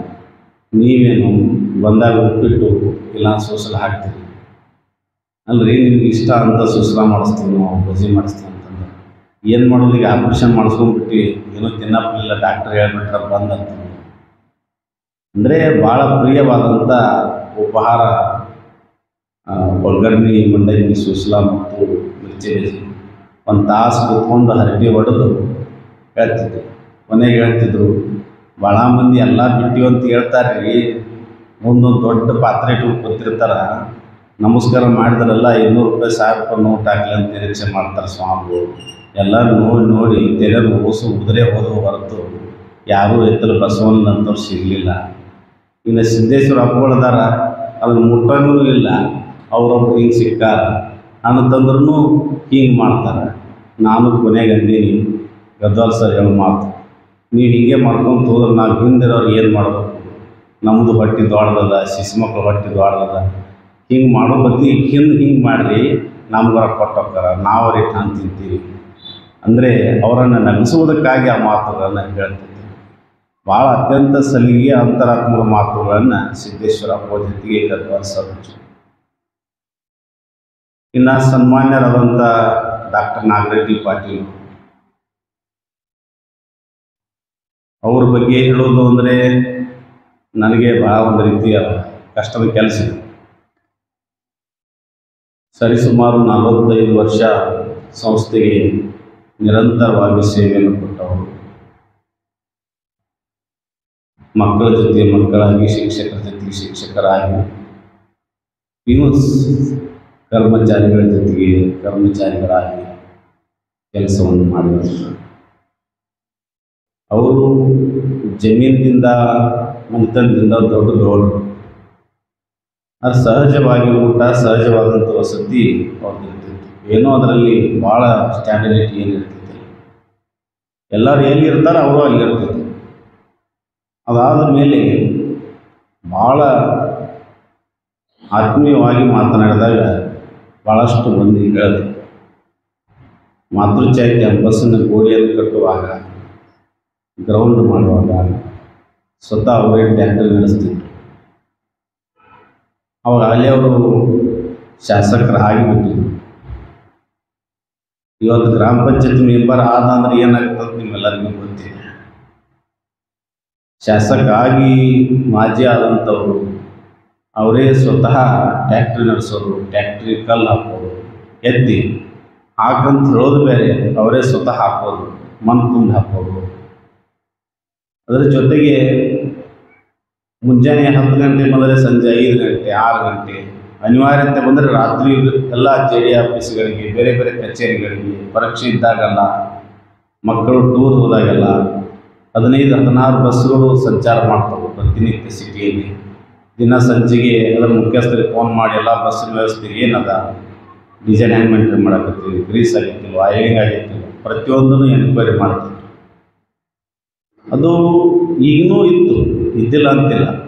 ಆದರೆ ನಮಗೆ ಕೇಳ್ತಿದ್ರು, ಏನು ಮಾಡಕತ್ತೀರಿ, ಹೆಂಗೆ ಮಾಡಕತ್ತೀರಿ, ಬಸ್ ಹೆಂಗೆ ಮೇಂಟೈನ್ ಮಾಡ್ತೀರಿ, ಹುಡುಗರು ಹೆಂಗೆ ಕುಂತು ಬರ್ತಾರೆ, ಅವ್ರ ಬಸ್ಸಿಗೆ ಎಷ್ಟು ಸೀಟ್ ಇರ್ತಾವೆ, ಎಷ್ಟು ಜನ ಕುಂತಿರ್ತಾರೆ, ಟೀಚರ್ಸ್ ಹೆಂಗೆ ಬರ್ತಾರೆ, ಸಂಬಳ ಹೆಂಗೆ ಕೊಡ್ಲಿಕ್ಕತ್ತೀರಿ, ಮತ್ತು ಅವ್ರಿಗೆ ಹೆಂಗೆ ದುಡಿಸ್ಕೊಡ್ತೀರಿ, ಮತ್ತು ನೀವು ಎಷ್ಟೊತ್ತು ಹೋಗ್ತೀರಿ, ಪ್ರೇಯರ್ ಎಷ್ಟೊತ್ತು ನಡೀತದ, ಹಳ್ಳಿ ಶಾಲೆ ಹೆಂಗದ, ಅದರ ಆರ್ಥಿಕ ಪರಿಸ್ಥಿತಿ ಹೆಂಗೆ, ಎಲ್ಲವೂ. ಅಂದರೆ ನಾವು ಅವ್ರಿಗೆ ಆರಾಮಿಲ್ಲ ಅಂತ ಮಾತಾಡ್ಸಕ್ಕೆ ಹೋದರೆ ಇಷ್ಟೆಲ್ಲ ಪ್ರಶ್ನೆಗಳಿರ್ತೀವಿ. ಅಂತ ಸನ್ಮಾನ್ಯ ನಾಗರೆಡ್ಡಿ ಪಾಟೀಲ್ ಏನೋ ನಮ್ಮದು ದುರಾದೃಷ್ಟ, ಗೋಲ್ಡನ್ ಜೂಬ್ಲಿ ಸನ್ಮಾನ್ಯ ಮಠಪತಿಯವರ ಕಾಲ ಕಳೆದಿಂದ ಡಿಸೆಂಬರ್ 29 ಅಲ್ಲಿಂದ ಇಲ್ಲಿವರೆಗೆ ಭಾಳಷ್ಟು ಮಂದಿಯನ್ನು ನಾವು ಕಳ್ಕೊಂಡಿದ್ದೀವಿ. ನಮ್ಮ ಕಾರ್ಯಕರ್ತರು, ಕನಸು ಕಟ್ಟಿದಂಥವ್ರು, ಯಾರು ಅದನ್ನು ನೋಡಿ ಸಂತೋಷ ಪಡಬೇಕಂತ ಇದ್ದವರು, ಎಲೇರಿ ಅಂತವರು, ಅಂಬಲಿಗೆ ಅಂತವರು, ಗದ್ವಾಲ್ ಸರ್ ಅಂತವರು, ಗೌಡ್ರ ಅಂತವರು, ನಾವು ಓಡಾಡಿ ಮಾಡಬೇಕು, ಅವ್ರು ನೋಡುವಂಥ ಕಾಲ ಅಂತ. ಆ ಸಮಯ ಹೋಗ್ಬಿಟ್ಟು ಕಲಬುರಗಿ ಕಂಪು, ಅದಕ್ಕಿಂತ ಮುಂಚೆ ಜಾಗೃತಿ ಜಾತ್ರೆಯಲ್ಲಿ ಸಿದ್ದೇಶ್ವರ ಅಪ್ಪಗಳು ಕೂಡ 3 ದಿವಸ ಇದ್ದರು ಜಾಗೃತಿ ಜಾತ್ರೆಯಲ್ಲಿ. ಆಮೇಲೆ ಕಲಬುರಗಿ ಕಂಪಿನಲ್ಲಿ 1 ತಿಂಗಳು ಮುಂಚೆನೇ ಬಂದಿದ್ದರು. ಇಡೀ ಕಾರ್ಯಕ್ರಮ ಮುಗಿದ ಮೇಲೆ ಎಲ್ಲ ಕಾರ್ಯಕರ್ತರು ಹೋದ ಮೇಲೆ ಹೋಗಿದ್ದರು. ಅವತ್ತು ಅವರಿದ್ದರು. ಆದರೆ ಹೀಗಾಗಿ ನಾನು ಅನ್ನೋದು ನಾವು ದುರಾದೃಷ್ಟವಂತೇನಪ್ಪ, ಏನು ನಡೆದಿದೆ ಸಂಸ್ಥೆಯಲ್ಲಿ ಅಂತ ಕೇಳಿದ್ರೆ ಭಾಳ ಮಂದಿ 80% ರಿಟೈರ್ಡ್ ಆಗ್ಯಾರ. ಬಂದವರಿಗೆಲ್ಲ ಹೋಗೋರಿಗೆಲ್ಲ ಶಾಲ್ ಹೊಚ್ಚೋದು, ಆಮೇಲೆ ಅಂತ್ಯಕ್ರಿಯೆ. ಇದು ನಮ್ಮ ದುರಾದೃಷ್ಟ. ಒಂದೇ ವಾರ ಗದ್ವಾಲ್ ಸರ್ ಅವರು ಅವತ್ತು ಅಲ್ಲೇ ಪೂರ್ಣ ಪ್ರಮಾಣದ ನಿಂತಿವಿ. ಜಗ್ಗು ಹಾಗರ್ಗೆ ಅವರು ಇದ್ದಾರೆ. ಭಾಳ ವ್ಯವಸ್ಥಿತವಾದಂಥದ್ದು ಹಳ್ಳಿಯಲ್ಲಿ ಮಾಡಿದಂಥವ್ರು. ಎಲ್ಲ ಕಡೆ ಕೂಲರು, ನೀರು, ನಾಷ್ಟ ವ್ಯವಸ್ಥೆ ಮಾಡಿದವರು. ಆಮೇಲೆ ಗೌಡ್ರದ ಕಾರ್ಯಕ್ರಮದಲ್ಲಿ ಕೂಡ ಎಲ್ಲರ ಸಹಯೋಗ ಸಹಕಾರ ಇತ್ತು. ಅಲ್ಲಿನೂ ಹಾಗೆ ಮುಂಜಾನೆ ಹೋಗಿ ಕುಂತು ಸಂಜೆ ತನಕ. ಅಂದರೆ ಯಾರೆಲ್ಲ ನೋಡಬೇಕು ಅವರೆಲ್ಲ ಹೋಗ್ಲಿಕ್ಕತ್ತಲ್ಲ, ಅದು ನಮ್ಮದು ದುರಾದೃಷ್ಟ. ಹೆಂಗಂದ್ರೆ ತಂದೆ ಬೆಳೆಸಿದವ ತನ್ನ ಕನಸನ್ನು ಮಗ ಸಾಕಾರ ಮಾಡ್ತಾನಿಲ್ಲ ಅಂತ ನೋಡ್ಬೇಕು.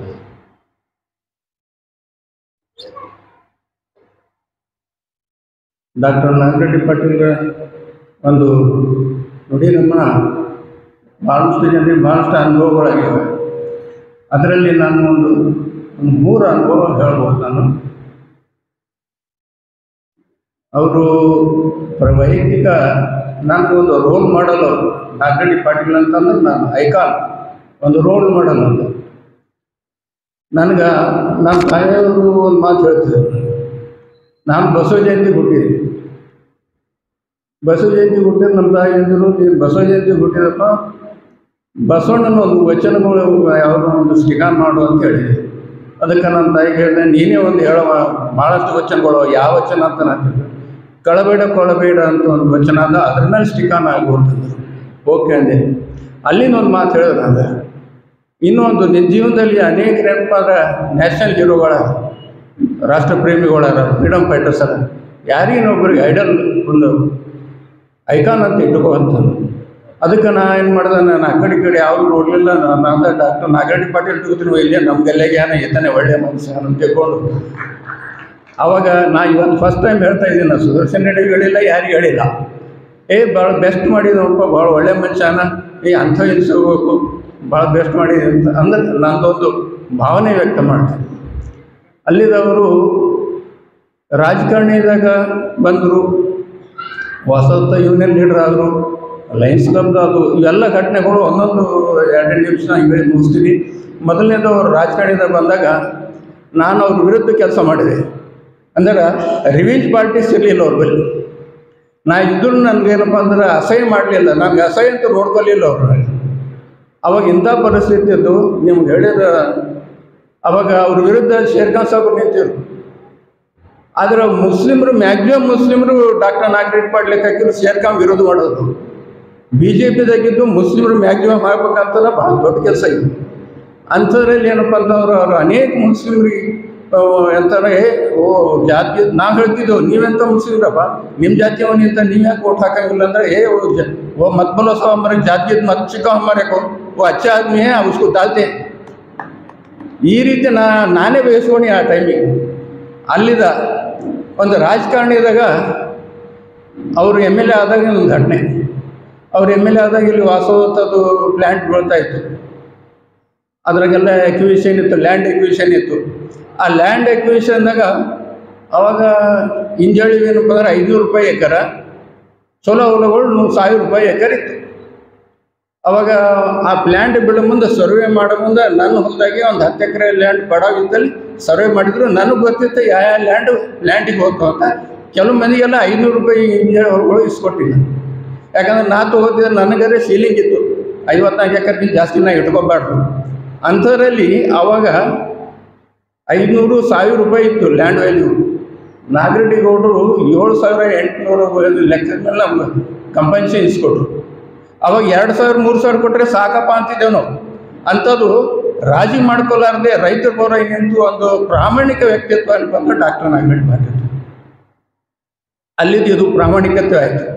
ಇನ್ನೊಂದು ಈ ಡಿಸಿಪ್ಲಿನ್ ಅಂತಂದರೆ ವಾಸವತ ಯೂನಿಯನ್ದಾಗ ಅವರು ಅಧ್ಯಕ್ಷರಾಗಿದ್ದರು. ಅವರು ಅಧ್ಯಕ್ಷರಿದ್ದಾಗ ಇವು ವರ್ಕರ್ಗಳಿಗೆ ಭಾಳ ಡಿಸಿಪ್ಲಿನ್ ಕೆಲಸ ಮಾಡ್ರಪ್ಪ, ನಿಮ್ಮ ಮನೆಗಳು ನಿಮ್ಮ ಮಕ್ಕಳು ಹೆಣ್ರ ಬಗ್ಗೆ ಯೋಚನೆ ಮಾಡಬೇಡ್ರಿ, ಕುಡಿಬೇಡ್ರಿ, ಇಸ್ಪೆಟ್ ಆಡಬೇಡ್ರಿ ಅಂತ ತಿಳ್ಕೊಂಡು ಆ ಫ್ಯಾಕ್ಟ್ರಿ ಮ್ಯಾನೇಜ್ಮೆಂಟ್ಗಿಂತ ಜಾಸ್ತಿ ಇವ್ರ ಕಡೆಯಿಂದ ಬೇಯಿಸ್ಕೊತಿದ್ರು ಕಾರ್ಯಕರ್ತರು, ಇದು ವರ್ಕರ್ಸ್ಗಳು. ಅಂಥ ಒಂದು ಡಿಸಿಪ್ಲಿನ್ ಏನಪ್ಪ ಅಂದ್ರೆ ಮನುಷ್ಯ ಅದು ಒಂದಾಯಿತು. ಇನ್ನೊಂದು ಅವ್ರದ್ದು ಒಂದು ಮಾತೃ ಹೃದಯ. ಲಯನ್ಸ್ ಕ್ಲಬ್ ಅಧ್ಯಕ್ಷರಾದಾಗ ಅವ್ರ ಪೀರಿಯಡ್ನಾಗ ಒಂದು ಐ ಕ್ಯಾಂಪ್ ಮಾಡಿದ್ವಿ. ಐ ಕ್ಯಾಂಪ್ನಾಗ ಎಷ್ಟು ವಾಸೋತ್ಸವದಾಗ ಐ ಕ್ಯಾಂಪ್ ಇತ್ತು. ಒಂದು 30-40 ಪೇಷಂಟ್ಸ್ ಆಪರೇಷನ್ ಆಗಿದ್ದು. ನಾನು ಅವ್ರ ಸಂಗತಿ ಮುಂಜಾನೆ ಆಪ್ರೇಷನ್ ಮಾಡ್ತೇನೆ, ಮುಂಜಾನೆ ಹೋಗಿದ್ದೆ ನಾನು. ಅವ್ರು ಡಾಕ್ಟರ್ ಸಾಹೇಬರಿಗೆಲ್ಲ ಟಿಫನ್ ಕೊಡು ಅಂತ ಹೇಳಿದ್ರು. ಒಬ್ಬ ಕಲ್ಶೆಟ್ಟಿ ಅಂತ ಹೋಟೆಲ್ ಇತ್ತು, ಇಲ್ಲ ಅಂತ ಅವನಿಗೆ ಹೇಳಿದ್ರು ಇವ್ರಿಗೆ ಮುಂಜಾನೆ ಉಪ್ಪಿಟ್ಟು ಹಾಕಂತ ಹೇಳಿ. ಅವ್ನು ಉಪ್ಪಿಟ್ಟು ಮಾಡ್ಕೊಂಡು ಬಂದ. ಇವ್ರೇನು ನಿಂತರು ಬಡಿಸ್ಲಿಕ್ಕೆ, ಉಪ್ಪಿಟ್ಟು ಬಡಿಸ್ಲಿಕ್ಕೆ. ಅವೇನು ಉಪ್ಪಿಟ್ಟು 1 ಪ್ಲೇಟ್ ಅಂತಂದ್ರೆ 1 ಚಮಚ ಉಪ್ಪಿಟ್ಟು ಹಾಕಿ ಕೊಡ್ಲತ್ತ.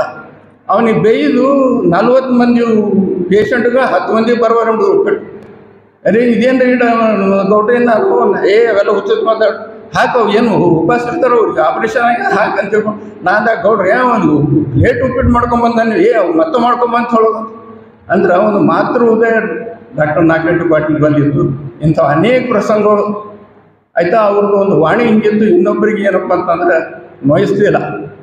ಅದರಾಗ ಒಂದು ಕಬೀರನ ದೋಹೆ ಅದ, ಐಸಿ ವಾಣಿ ಬೋಲಿಯೇ मन को आभा पाए आप शीतल होए औरों को शीतल करे ಅಂದ್ರೆ ನಾವು ವಾಣಿ ಹೆಂಗಿರಬೇಕು, ಪಶು ಪಕ್ಷಿಗಳಿಗೂ ಬೇಸರ ಆಗಬಾರ್ದು. ಅಂಥ ವಾಣಿ ಏನಪ್ಪ ಅಂದ್ರೆ ಡಾಕ್ಟರ್ ನಾಗರೆಡ್ಡಿ ಪಾಟೀಲ್ರಿಗೆ ಯಾರಿಗೆ ಏನಪ್ಪ ಅಂದ್ರೆ ಕೆಟ್ಟ ಬೇಸರ, ಒಳ್ಳೆ ಏನಪ್ಪ ಅಂದ್ರೆ ಮಾತಾಡ್ತಾರೆ, ಇನ್ನೊಬ್ಬರಿಗೆ ಮನಸ್ಸು ನೋಯಿಸ್ತಿಲ್ಲ. ಅಂಥ ಮೃದು ಸ್ವಭಾವ. ಇಷ್ಟೇ ನಾನು 2 ಮಾತು ಮುಗಿಸ್ತೀನಿ. ಧನ್ಯವಾದ. ತಮಗೆಲ್ಲರಿಗೂ ತಿಳಿದಿರ್ತಕ್ಕಂಥ ವಿಷಯ, ಇವತ್ತಿನ ದಿವಸ ಕೊತ್ತಲ ಬಸವೇಶ್ವರ ಸಂಸ್ಥೆಗೆ ತುಂಬಲಾರದಂಥ ಹಾನಿಯಾಗಿದೆ.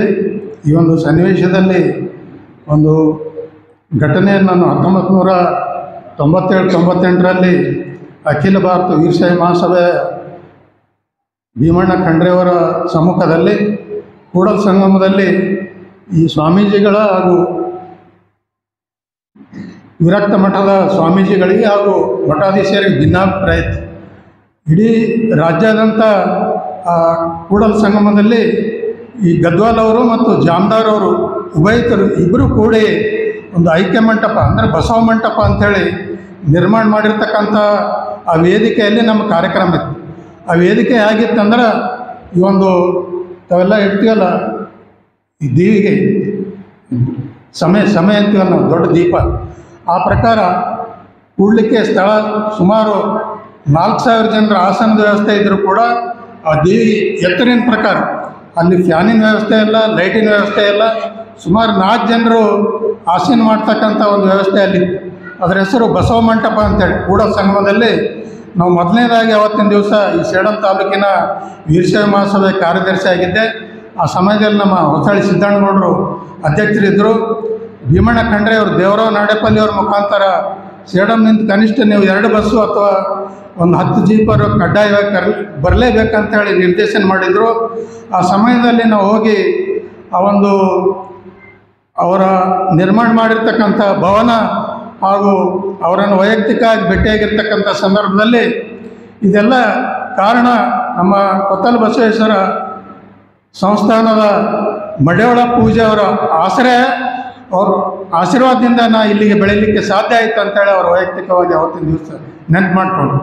ಎಲ್ಲೇ ಆದರೂ ಕೂಡ ಗದ್ವಾಲ್ ಅವರು ಕೊತ್ತಲ ಬಸವೇಶ್ವರ ಸಂಸ್ಥೆಗೆ ಸಹಾಯಕ್ಕಾಗಿ ಪೂಜ್ಯರಿಂದ ಹಾಗೂ ಬಸವರಾಜ್ ಪಾಟೀಲ್ರಿಂದ ಒಂದು ಫೋನ್ ಮುಖಾಂತರ ಕರೆ ಹೋದರೂ ಕೂಡ ಅವ್ರು ಸಾವಿರಾರು ಕಾರ್ಯಕ್ರಮ, ಸರ್ಕಾರದ ಕಾರ್ಯಕ್ರಮ ಇರ್ಬೋದು, ಖಾಸಗಿ ಕಾರ್ಯಕ್ರಮ ಇರ್ಬೋದು, ಯಾವುದೇ ಒಂದು ತಮ್ಮ ವೈಯಕ್ತಿಕ ಕೆಲಸಗಳನ್ನು ಬದಿಗೊಟ್ಟು ಈ ಒಂದು ಸಂಸ್ಥೆಗೆ ಅತ್ಯಂತ ಹೆಚ್ಚಿನ ಶ್ರಮ ವಹಿಸಿ ಈ ಒಂದು ಅಭಿವೃದ್ಧಿಗೆ ನಾಂದಿ ಆಗಿರ್ತಕ್ಕಂಥ ವ್ಯಕ್ತಿ ಯಾರು ಇದ್ದಿದ್ರೆ ಅದು ಕೇವಲ ಬಸವರಾಜ್ ಗದ್ವಾಲ್ ಅವರು ಅಂತೇಳಿ ಇವತ್ತಿನ ದಿವಸ ನಾನು ಹೇಳಲಿಕ್ಕೆ ಇಚ್ಛೆಪಡ್ತೀನಿ.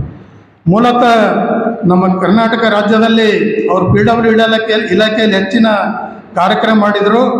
ನಮ್ಮ ನ್ಯಾಯಾಲಯದಲ್ಲಿ ವಕೀಲರಿಗೆ ಕೂಡಲಿಕ್ಕೆ ಒಂದು ಕಟ್ಟಡ ಇರಲಿಲ್ಲ, ಈ ಸ್ಥಳಾವಕಾಶ ಬೇಕು ಅಂತ ಕೇಳಿದಾಗ ಅವ್ರು ಹೇಳಿದರು, ಕರ್ನಾಟಕ ರಾಜ್ಯದಲ್ಲಿ ನೀವು ವಕೀಲರಿಗಾಗಿ ಭವನ ನಿರ್ಮಾಣ ಮಾಡ್ತೀವಿ ಅಂದರೆ ಯಾವುದೇ ಸರ್ಕಾರದಿಂದ ಅನುದಾನ, ದುಡ್ಡು, ಸ್ಥಳ ನಿಮ್ಗೆ ಏನು ಸಿಗಂಗಿಲ್ಲ, ಅದಕ್ಕೇನು ಮಾಡ್ಬೇಕ್ರಿ ಉಪಾಯ ನೀವು ಹೇಳ್ರಿ ಅನುಭವಿಸ್ತಾರಂತ ಹೇಳಿದಾಗ, ನಿಮ್ಮಿಂದ ನೀವು ಕರ್ನಾಟಕ ರಾಜ್ಯದ ಹೈಕೋರ್ಟ್ನಲ್ಲಿ ಒಂದು ಕಟ್ಟಡ ವಿಭಾಗ ಅಂತ ಇರ್ತದೆ, ಅದಕ್ಕೆ ನೀವು ಕೇವಲ ಸ್ಥಳಾವಕಾಶ ಮಾಡಿಕೊಟ್ರಿ, ನಾವು ಆರ್ಥಿಕ ಸಹಾಯ ಜನರಿಂದ ಬೇರೆಯವರಿಂದ ಆರ್ಥಿಕ ಸಹಾಯ ಮಾಡ್ಕೊಂಡು ನಾವೇ ಕಟ್ಕೋತೀವಿ ಅಂಥೇಳಿ ಒಂದು ಉಪಾಯ ಮಾಡಿ ಅವರ ಆದೇಶ ಮೇರೆಗೆ ನಾವು ಈ ಒಂದು ಸೇಡಂನಲ್ಲಿ 40/60 ಕರ್ನಾಟಕ ರಾಜ್ಯದಿಂದ 1997-98ರಲ್ಲಿ ನಾವು ಅಧ್ಯಕ್ಷ ಇದ್ದಂಥ ಸಂದರ್ಭದಲ್ಲಿ ಕೇವಲ ನಮ್ಮ ವೈಯಕ್ತಿಕ ಅನುದಾನದಿಂದ ಕಟ್ಕೋತೀವಿ, ಕೇವಲ ಕರ್ನಾಟಕ ರಾಜ್ಯದ ನೀವು ಹೈಕೋರ್ಟ್ನಿಂದ ನಮಗೆ ಸೈಟ್ ಅನುದಾನ ಮಾಡಿಕೊಟ್ಟಿರೋಂಥ ಸಂದರ್ಭದಲ್ಲಿ ಗದ್ವಾಲ್ ಅವರ ಒಂದು ಆದೇಶ ಮೇರೆಗೆ ಅವತ್ತಿನ ದಿವಸ ನಾವು ಈ ಒಂದು ಸೇಡಂನಲ್ಲಿ ಅವತ್ತಿನ ದಿವಸ ಸೈಟ್ ಮಂಜೂರು ಮಾಡ್ಕೊಂಡೇವೆ. ಇವೆಲ್ಲ ವಿಶೇಷ ಆಗಿರ್ತಕ್ಕಂಥ ಅನುಭವವನ್ನು ನೀಡಿ ನಮಗೆ ಯಾವಾಗಲೂ ಗ್ರಾಮಕ್ಕೆ ಪ್ರತಿ ವರ್ಷ ದಸರಾ ಸಂದರ್ಭದಲ್ಲಿ ಅವ್ರು ದಸರೆದು ಒಂದು ದಿವಸ ಮುಂಚೆ ಅವರು ಗ್ರಾಮಕ್ಕೆ ಆಗಮಿಸ್ತಿದ್ರು. ಯಾವಾಗಲೂ ಅವ್ರ ತಾಯಾರಿದ್ದಂಥ ಆ ಸಂದರ್ಭದಲ್ಲಿ ತಮ್ಮ ವೈಯಕ್ತಿಕ ಜೀವನ ನಾವು ಇಲ್ಲಿವರೆಗೆ ಮುಂದೆ ಬರಲಿಕ್ಕೆ ನಮ್ಮ ತಾಯಿ ಪರಿಶ್ರಮ ಮಾಡಿರ್ತಕ್ಕಂಥ ಸನ್ನಿವೇಶ, ನೀವೆಷ್ಟೇ ಶ್ರೀಮಂತರಿದ್ದರೂ ಕೂಡ ಜನ್ಮ ಕೊಟ್ಟಿರ್ತಕ್ಕಂಥ ತಾಯಿ ಹಾಗೂ ಜನ್ಮ ಕೊಟ್ಟಿರ್ತಕ್ಕಂಥ ಗ್ರಾಮಕ್ಕೆ ಎಂದೂ ಮರಿಬಾರ್ದು. ಇವೆರಡೂ ನಿಮ್ಮ ಜೀವನದಲ್ಲಿ ಒಂದು ಮರೆಯಲಾರದಂಥ ಸಂದರ್ಭ ಪ್ರತಿಯೊಬ್ಬರು ಇಟ್ಕೋಬೇಕಂತೇಳಿ ಅವತ್ತಿನ ದಿವಸ ಹೇಳಿದಂಥ ಸಂದರ್ಭದಲ್ಲಿ ಇವತ್ತಿಗೂ ಕೂಡ ಅವರ ಒಂದು ಆಶೀರ್ವಾದ, ಅವರ ನೇರ ನಡೆನುಡಿ, ಅವರ ಪ್ರಾಮಾಣಿಕತೆಗೆ ಇವತ್ತಿನ ದಿವಸ ಮೆಚ್ಚಿ ಈ ಒಂದು ಕರ್ನಾಟಕ ರಾಜ್ಯದಲ್ಲಿ ಇರ್ತಕ್ಕಂಥ ಅತ್ಯಂತ ಶ್ರೇಷ್ಠ ವ್ಯಕ್ತಿಗಳಲ್ಲಿ ಒಬ್ಬರಾಗಿರ್ತಕ್ಕಂಥ ಡಾಕ್ಟರ್ ಜಾಮದಾರ್ ಅವರು, ಡಾಕ್ಟರ್ ಬಸವರಾಜ್ ಗದ್ವಾಲ್ ಅವರು ಇವತ್ತಿನ ದಿವಸ ನೋಡ್ತಾ ಇದ್ದೀವಿ. ಬಸವ ಕಲ್ಯಾಣದಲ್ಲಿ ನಿರ್ಮಾಣ ಆಗ್ತಕ್ಕಂಥ ಅನುಭವ ಮಂಟಪ ಇದು ಯಾವುದೇ ರೀತಿಯಲ್ಲಿ ಇವತ್ತಿನ ದಿವಸ ನಾರಾಯಣಪುರ ಡ್ಯಾಮ್ ಆಗಲಿ, 42 ಡ್ಯಾಮು, ಬೇರೆ ಬೇರೆ ಕರ್ನಾಟಕ ರಾಜ್ಯದಲ್ಲಿ ಇರ್ತಕ್ಕಂಥ ಯಾವುದೇ ಅಭಿವೃದ್ಧಿ ಕೆಲಸಗಳಲ್ಲಿ ಮುಂದಾಲೋಚನೆ ಮಾಡಿ ಅಭಿವೃದ್ಧಿಗೋಸ್ಕರ ಶ್ರಮಿಸ್ತಕ್ಕಂಥ ವ್ಯಕ್ತಿಗಳಲ್ಲಿ ಒಬ್ಬರಾಗಿರ್ತಕ್ಕಂಥ ನಮ್ಮವರೇ, ನಮ್ಮ ಗ್ರಾಮದವರಾಗಿರ್ತಕ್ಕಂಥ ಬಸವರಾಜ್ ಗದ್ವಾಲ್ ಅವರು ಈ ಸಂದರ್ಭದಲ್ಲಿ ನೆನೆಸ್ಕೊಂಡು ಇವತ್ತಿನ ದಿವಸ ಮಾತಾಡಲಿಕ್ಕೆ ಅನುವು ಮಾಡಿಕೊಟ್ಟಿರ್ತಕ್ಕಂಥ ತಮ್ಮೆಲ್ಲರಿಗೂ ಒಂದಿವ್ಸ ನಾನು ಮಾತು ಮುಗಿಸ್ತೀನಿ. ಜೈ ಹಿಂದ್, ಜೈ ಕರ್ನಾಟಕ. ನಮಸ್ಕಾರಗಳು. ಡಾಕ್ಟರ್ ನಾಗರೆಡ್ಡಿ, ನನ್ನ ಹೆಸರು ವಾಸುದೇವ್ ದೇಶಪಾಂಡೆ, ಸಂಸ್ಥೆ ಹಿರಿಯ ವಿದ್ಯಾರ್ಥಿ. ಡಾಕ್ಟರ್ ನಾಗರೆಡ್ಡಿ ಪಾಟೀಲ್ ನಾನು ನೋಡಿದ್ದು ವಿದ್ಯಾರ್ಥಿಯಾಗಿ. ಎಸ್ಪೆಷಲಿ ಒಂದು ಇನ್ಸಿಡೆಂಟ್ ಅಂದರೆ, ನಾವು 4ನೇ ಕ್ಲಾಸಲ್ಲಿದ್ದಾಗ ದಾವಣಗೆರೆಗೆ ಬಾಲಸಂಗಮಕ್ಕೆ ಹೋಗಿದ್ದೀವಿ. ಆವಾಗ ನಾಗರೆಡ್ಡಿ ಪಾಟೀಲ್ ನಮ್ಮ ಟ್ರೈನಲ್ಲಿ ನಮ್ಮ ಜೊತೆ ಬಂದಾಗ it was A very memorable joyful incident time. ಅವಾಗ ಎಸ್ಪೆಷಲಿ ಬರೋವಾಗ ಅದೊಂದು ಹಿಂದಿ ಹಾಡಿದ್ರೆ ಧಮ್ಮಕ್ಕ ದುಸ್ಸೋ ಬೋಲೋ ಝಂಜಾ ಬೋಲೋ, ಅದೊಂದು ಮಾತ್ರ ಎಲ್ಲರಿಗೂ ನೆನಪಿದೆ. So really fond memory of doctor Nagareddy Patil. ಆಮೇಲೆ ಗದ್ವಾಲ್ ಸರ್ ಅವ್ರ ಪರಿಚಯ ಆಗಿದ್ದ 10 years ಬ್ಯಾಕ್, 10 ವರ್ಷದ ಹಿಂದೆ ಇನ್ಫೋಸಿಸ್ ಮತ್ತು ಕೊತ್ತಲ ಬಸವೇಶ್ವರ ಸಂಸ್ಥೆ ಅಡಿಯಲ್ಲಿ ಮನೆಗಳನ್ನು ನಿರ್ಮಿಸುವಾಗ ಗದ್ವಾಲ್ ಅವರು ಡಿಸೈನು, ಕನ್ಸ್ಟ್ರಕ್ಷನು, ರಿವ್ಯೂ ಎಲ್ಲ ಸ್ಟೇಜಲ್ಲಿ ನಮಗೆ ಗೈಡೆನ್ಸ್ ಮಾಡಿದ್ರು. ಪ್ರತಿಯೊಂದು ಮೆಟಿಕ್ಯುಲಸ್ ಆಗಿ ಇದು ಮಾಡಬೇಕು, ಇದು ಮಾಡಬಾರ್ದು ಅಂತ ಎಲ್ಲ ಕಾಂಟ್ರಾಕ್ಟಿಗೆಲ್ಲ ಚೆನ್ನಾಗಿ ತಿಳಿಸಿದ್ರು. So I would like to thank you from my side as well as Infosys side. Thank you, and we are going to miss both of them. Thank you. Doctor Nagareddy Patil ಲಿಂಗೈಕ್ಯರಾಗಿದ್ದಾರೆ. ಅವರ ನೆನಪು ನಮ್ಮ ಜೀವನದ ಕೊನೆತನಕೂ ಬರ್ತದೆ. ಯಾಕಂದರೆ ಅವರನ್ನು ಜಮೀನ್ದಾರ ಕುಟುಂಬದಲ್ಲಿ ಜನಿಸಿದರೂ ಸರಳ ಜೀವನ, ಅತ್ಯಂತ ಸಹೃದಯ ಮಾತೃಹೃದಯವಾಗಿದ್ದರು. ನಮ್ಮ ಶಿಕ್ಷಣ ಸಂಸ್ಥೆಯ ಸಂಸ್ಥಾಪನಾ ಕಾರ್ಯದರ್ಶಿಗಳಾಗಿದ್ದರೂ ಕೂಡ ಅನೇಕ ವಿಷಯದಲ್ಲಿ ನಾವು ಕಾಲೇಜಿನ ವಿಷಯಕ್ಕೆ ಸಂಬಂಧಪಟ್ಟಂತೆ ಯಾವುದಾದ್ರೂ ಸಮಸ್ಯೆ ಬಂದಾಗ ಅತ್ಯಂತ ಆತ್ಮೀಯವಾಗಿ ಕೂತು ಆ ಸಮಸ್ಯೆಗೆ ಪರಿಹಾರ ಹೇಳ್ತಿದ್ದರು. ಅವ್ರ ಜೊತೆಗೆ ಅನೇಕ ಬಾರಿ ನಾವು ಪ್ರವಾಸ ಮಾಡಿದ್ದೇವೆ. ನಮ್ಮ ಜೊತೆಯಲ್ಲಿ ಬಸ್ನಲ್ಲಿ ಪ್ರವಾಸ ಮಾಡಿದ್ದಾರೆ. ಅಂತಹ ಸರಳ ಜೀವಿಯವರು ಮತ್ತು ಜೊತೆಯಲ್ಲಿ ನಾವೆಲ್ಲೇ ಹೋದರೂ ಕೂಡ ನಮ್ಮ ಊಟ ಉಪಚಾರಕ್ಕೆ ಸಂಬಂಧಪಟ್ಟಂತೆ ಅತ್ಯಂತ ಕಾಳಜಿ ವಹಿಸುತ್ತಿದ್ದರು ಮತ್ತು ಪಾಠ ಪ್ರವಚನಕ್ಕೆ ಸಂಬಂಧಪಟ್ಟಂತೆ ಮೇಲೆ ಬಂದು ಆಗಾಗ ಸಲಹೆಗಳನ್ನು ಹೇಳ್ತಿದ್ದರು, ಮಾರ್ಗದರ್ಶನ ಮಾಡ್ತಿದ್ದರು. ಜೊತೆಯಲ್ಲಿ ನಮ್ಮ ವೈಯಕ್ತಿಕ ವಿಷಯ ಏನಿದ್ರೂ ಕೂಡ ಸಮಸ್ಯೆಗಳು ಬಂದರೆ ಸಲಹೆ ಹೇಳ್ತಿದ್ದರೆ ಅತ್ಯಂತ ಆತ್ಮೀಯವಾಗಿ ಇದ್ದರು. ನಮ್ಮ ಒಂದು ರೀತಿಯಲ್ಲಿ ಪಾಲಕರ ರೂಪದಲ್ಲಿ ಇರುತ್ತಿದ್ದರು. ಹೀಗೆ ಲಿಂಗೈಕ್ಯರಾಗಿದ್ದ ನಾಗರೆಡ್ಡಿ ಪಾಟೀಲ್ ಅವರು ಶಾಂತಿ ಅವ್ರ ನೆನಪು ಸಲ ನಾವು ನೆನಪುಕೊಳ್ತೇವೆ. ಹಾಗೆ ಇನ್ನೊಬ್ಬರು ಗದ್ವಾಲ್ ಸರ್ ಅವರು ಕೂಡ ನಮ್ಮ ಸಂಸ್ಥೆ ಶಿಕ್ಷಣ ಸಂಸ್ಥೆ ಜೊತೆ ಸಾಮಾನ್ಯರು ಅನೇಕ ರೀತಿಯ ದೊಡ್ಡ ಸಹಾಯ ಮಾಡಿದ್ದಾರೆ. ಅವರೆಲ್ಲರೂ ಅವರ ಆತ್ಮಕ್ಕೆ ಮುಂಚೆ ಮಾತನಾಡುತ್ತೀನಿ ಸರ್. ನಾನು ನಮ್ಮ ತಂದೆಯವರ ಬಗ್ಗೆ ಒಂದೆರಡು ಮಾತು ಹೇಳಬೇಕಂತ ಅನಿಸ್ತಾ ಇದೆ. ನಮ್ಮ ತಂದೆಯವರು ನಮಗೆ ಶಿಕ್ಷೆ ಕೊಟ್ಟಿದ್ದು ರೈಟ್ ಫ್ರಮ್ ದ ಬಿಗಿನಿಂಗ್ ಅಂತಂದರೆ ಒಂದೇ ಶಿಕ್ಷೆ ಕೊಟ್ಟಿದ್ದಾರೆ, ವರ್ಕ್ ಈಸ್ ವರ್ಷಿಪ್, ಕಾಯಕವೇ ಕೈಲಾಸ. ಅವರು right from the age of our childhood, ಅಂದರೆ ಸಣ್ಣವರು ಇರುವಾಗಲಿಂದನೇ ಅದು ನಮಗೆ ಕಲಿಸಿದ್ದಂತ ಅವರು. ಸೊ ಅದೇ ನಾವು ಮುಂದುವರಿಸಿ ನಾವು ಕೆಲಸ ಮಾಡ್ತಾಯಿದ್ದೀವಿ. ನಾವೇನೂ ನೋಡ್ತಾ ಇಲ್ಲ, ಬರೀ ನಮ್ಮ ಕೆಲಸ ಮಾಡೋದೇ ನಮ್ಮದು ಇಷ್ಟ. ಆ ಥರ ನಮ್ಮ ತಂದೆಯವರು. ಮತ್ತು ನಾನು ಜೀವನದಲ್ಲಿ ಒಂದು 2 ಮಾತು ಹೇಳಬೇಕಂತ ಅನಿಸ್ತಾ ಇದೆ. ನಾವು ಎಲ್ಲರೂ ಬಂದಿದ್ದು it is just a round trip. ನಮ್ಮ ದೇಹ it is like a costliest real estate ಅಂತ. ಸೊ ಇದೆರಡು ಅಂತಂದರೆ ನಮ್ಮ ಜೀವನ ಅಂದರೆ ರೌಂಡ್ ಟ್ರಿಪ್. ನಾವು ಬಂದಿದ್ದು ಹೋಗಿದ್ದು it is already decided. So ಅಷ್ಟೇ. ನನಗೊಂದು ಸ್ವಲ್ಪ, ಯಾಕಂದರೆ ನಾವು ಇಂಗ್ಲೀಷ್ ಮೀಡಿಯಮಲ್ಲಿ ಕಲ್ತಿದ್ದು, ಸ್ವಲ್ಪ ಕನ್ನಡದಲ್ಲಿ ಮಾತಾಡೋದು ಸ್ವಲ್ಪ ಇದಾಗುತ್ತೆ. ಸೊ ಇಷ್ಟು ಸ್ವಲ್ಪ ಮಾತು ಹೇಳಿ ನಾನು ಮಾತು ಮುಗಿಸ್ತಾ ಇದ್ದೀನಿ. ಇವತ್ತಿನ ಒಂದು ಕಾರ್ಯಕ್ರಮ ನುಡಿ ನಮನ ಅಂತ ಏನು ಲಿಂಗೈಕ್ಯರಾದಂಥ ನಾಗರೆಡ್ಡಿ ಪಾಟೀಲ್ ಹಾಗೂ ಗದ್ವಾಲ್ ಅವರ ಒಂದು ಕಾರ್ಯಕ್ರಮಕ್ಕೆ ಇಷ್ಟೆಲ್ಲ ಜನರು, ಅಭಿಮಾನಿಗಳು, ಹಿತೈಷಿಗಳು, ಪ್ರೀತಿ ಪ್ರೇಮ ಇರುವಂಥದ್ದು. ಆದರೆ ನಾನು 2 ವಿಷಯದ ಬಗ್ಗೆ ಮಾತಾಡಲಿಕ್ಕೆ ಇಷ್ಟಪಡ್ತೀನಿ.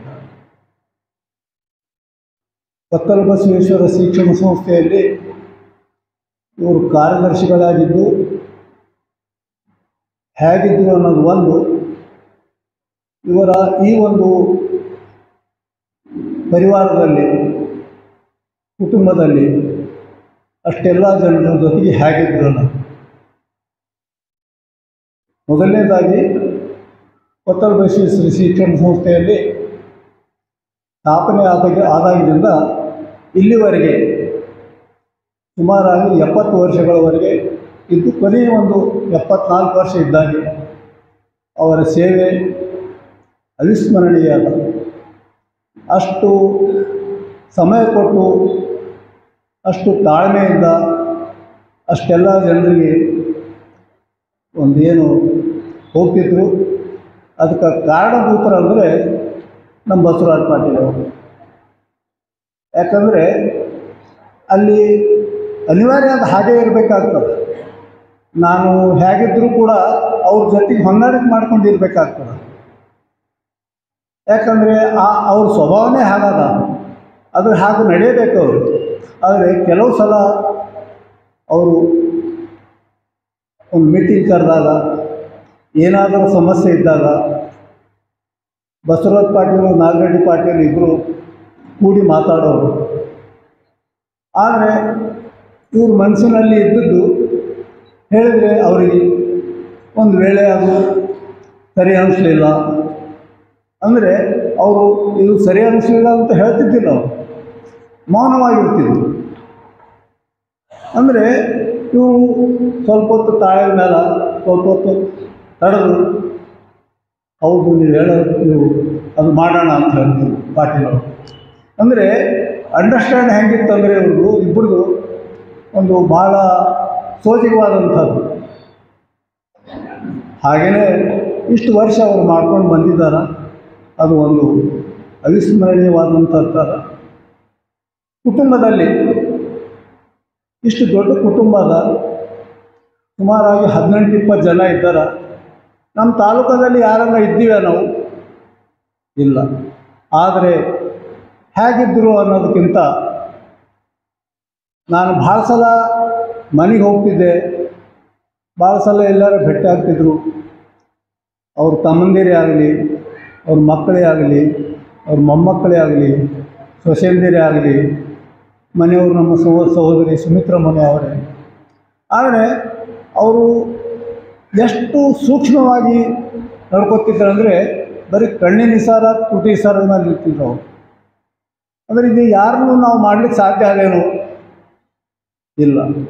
ಆದರೆ ಅಂಥ ಒಬ್ಬ ವ್ಯಕ್ತಿಗಳು ನಮ್ಮ ತಾಲೂಕದಲ್ಲಿ ಇವತ್ತಿನ ದಿವಸ ನಾವು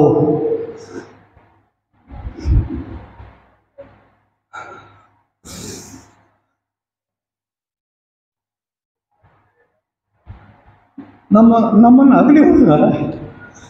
ಆದರೆ ನಾವೆಲ್ಲರೂ ಕೂಡ ಆ ರೀತಿ ಇರಲಿಕ್ಕೆ ನಾವು ಪ್ರಯತ್ನ ಮಾಡಬೇಕು.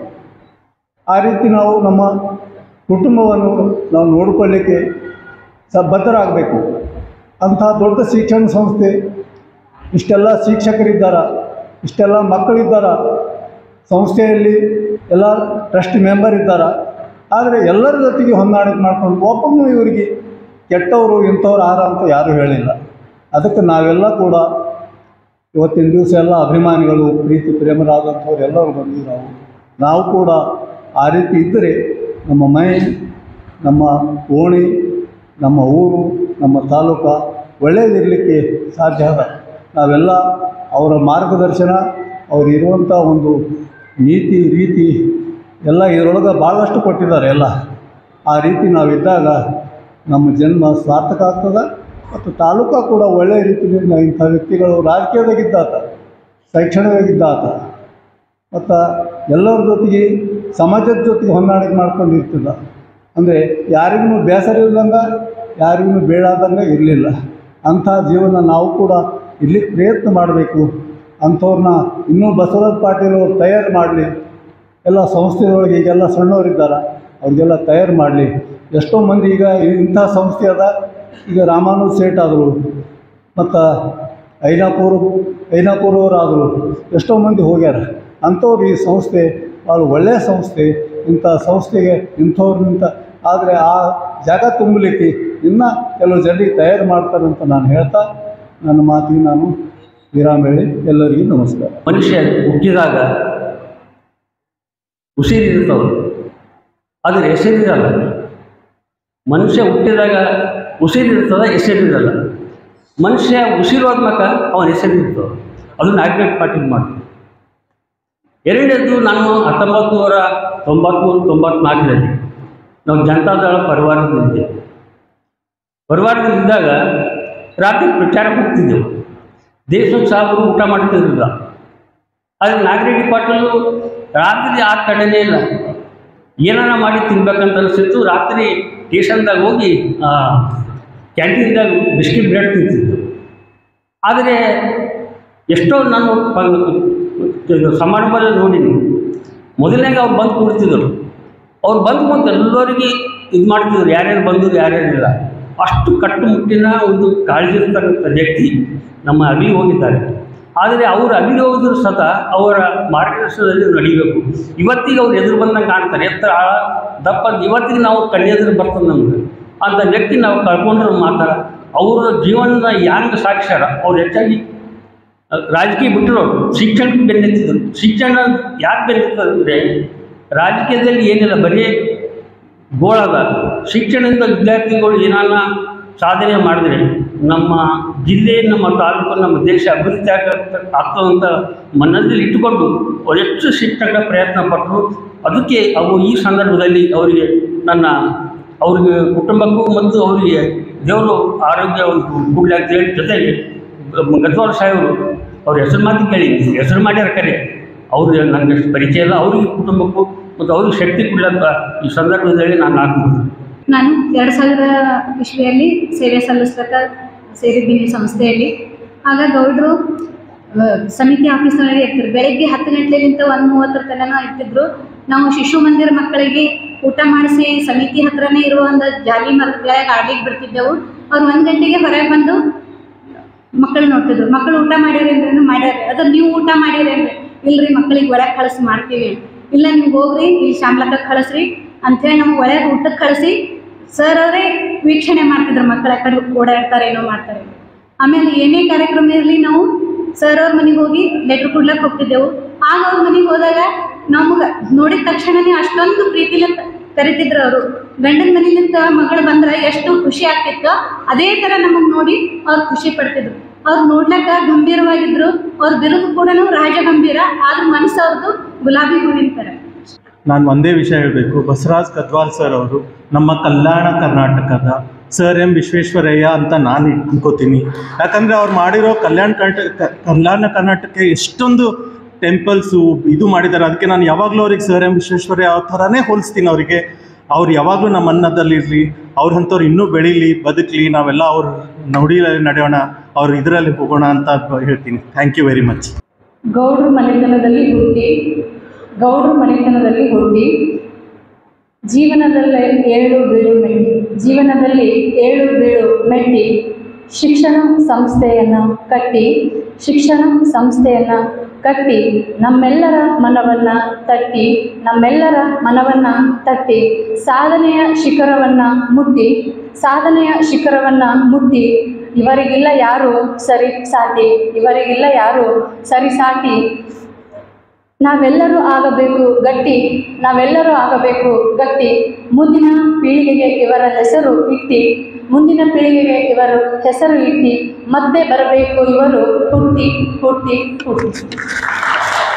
ಒಂದೆರಡು ಸಾಲು ನಿಮಗಾಗಿ, ಅವರ ಸವಿನೆನಪಿಗಾಗಿ. ಸರಳ ಸಜ್ಜನಿಕೆಯ ನಾಯಕರಿವರು, ನಮ್ಮೂರಿನ ದೊರೆ ಇವರು, ನಮ್ಮೂರಿನ ಹೆಮ್ಮೆ ಇವರು, ನಮ್ಮೂರಿನ ಗೌಡರಿವರು. ಅಪರೂಪದ ವ್ಯಕ್ತಿತ್ವದವರು, ನಗುವಿನ ನಾಯಕರಿವರು.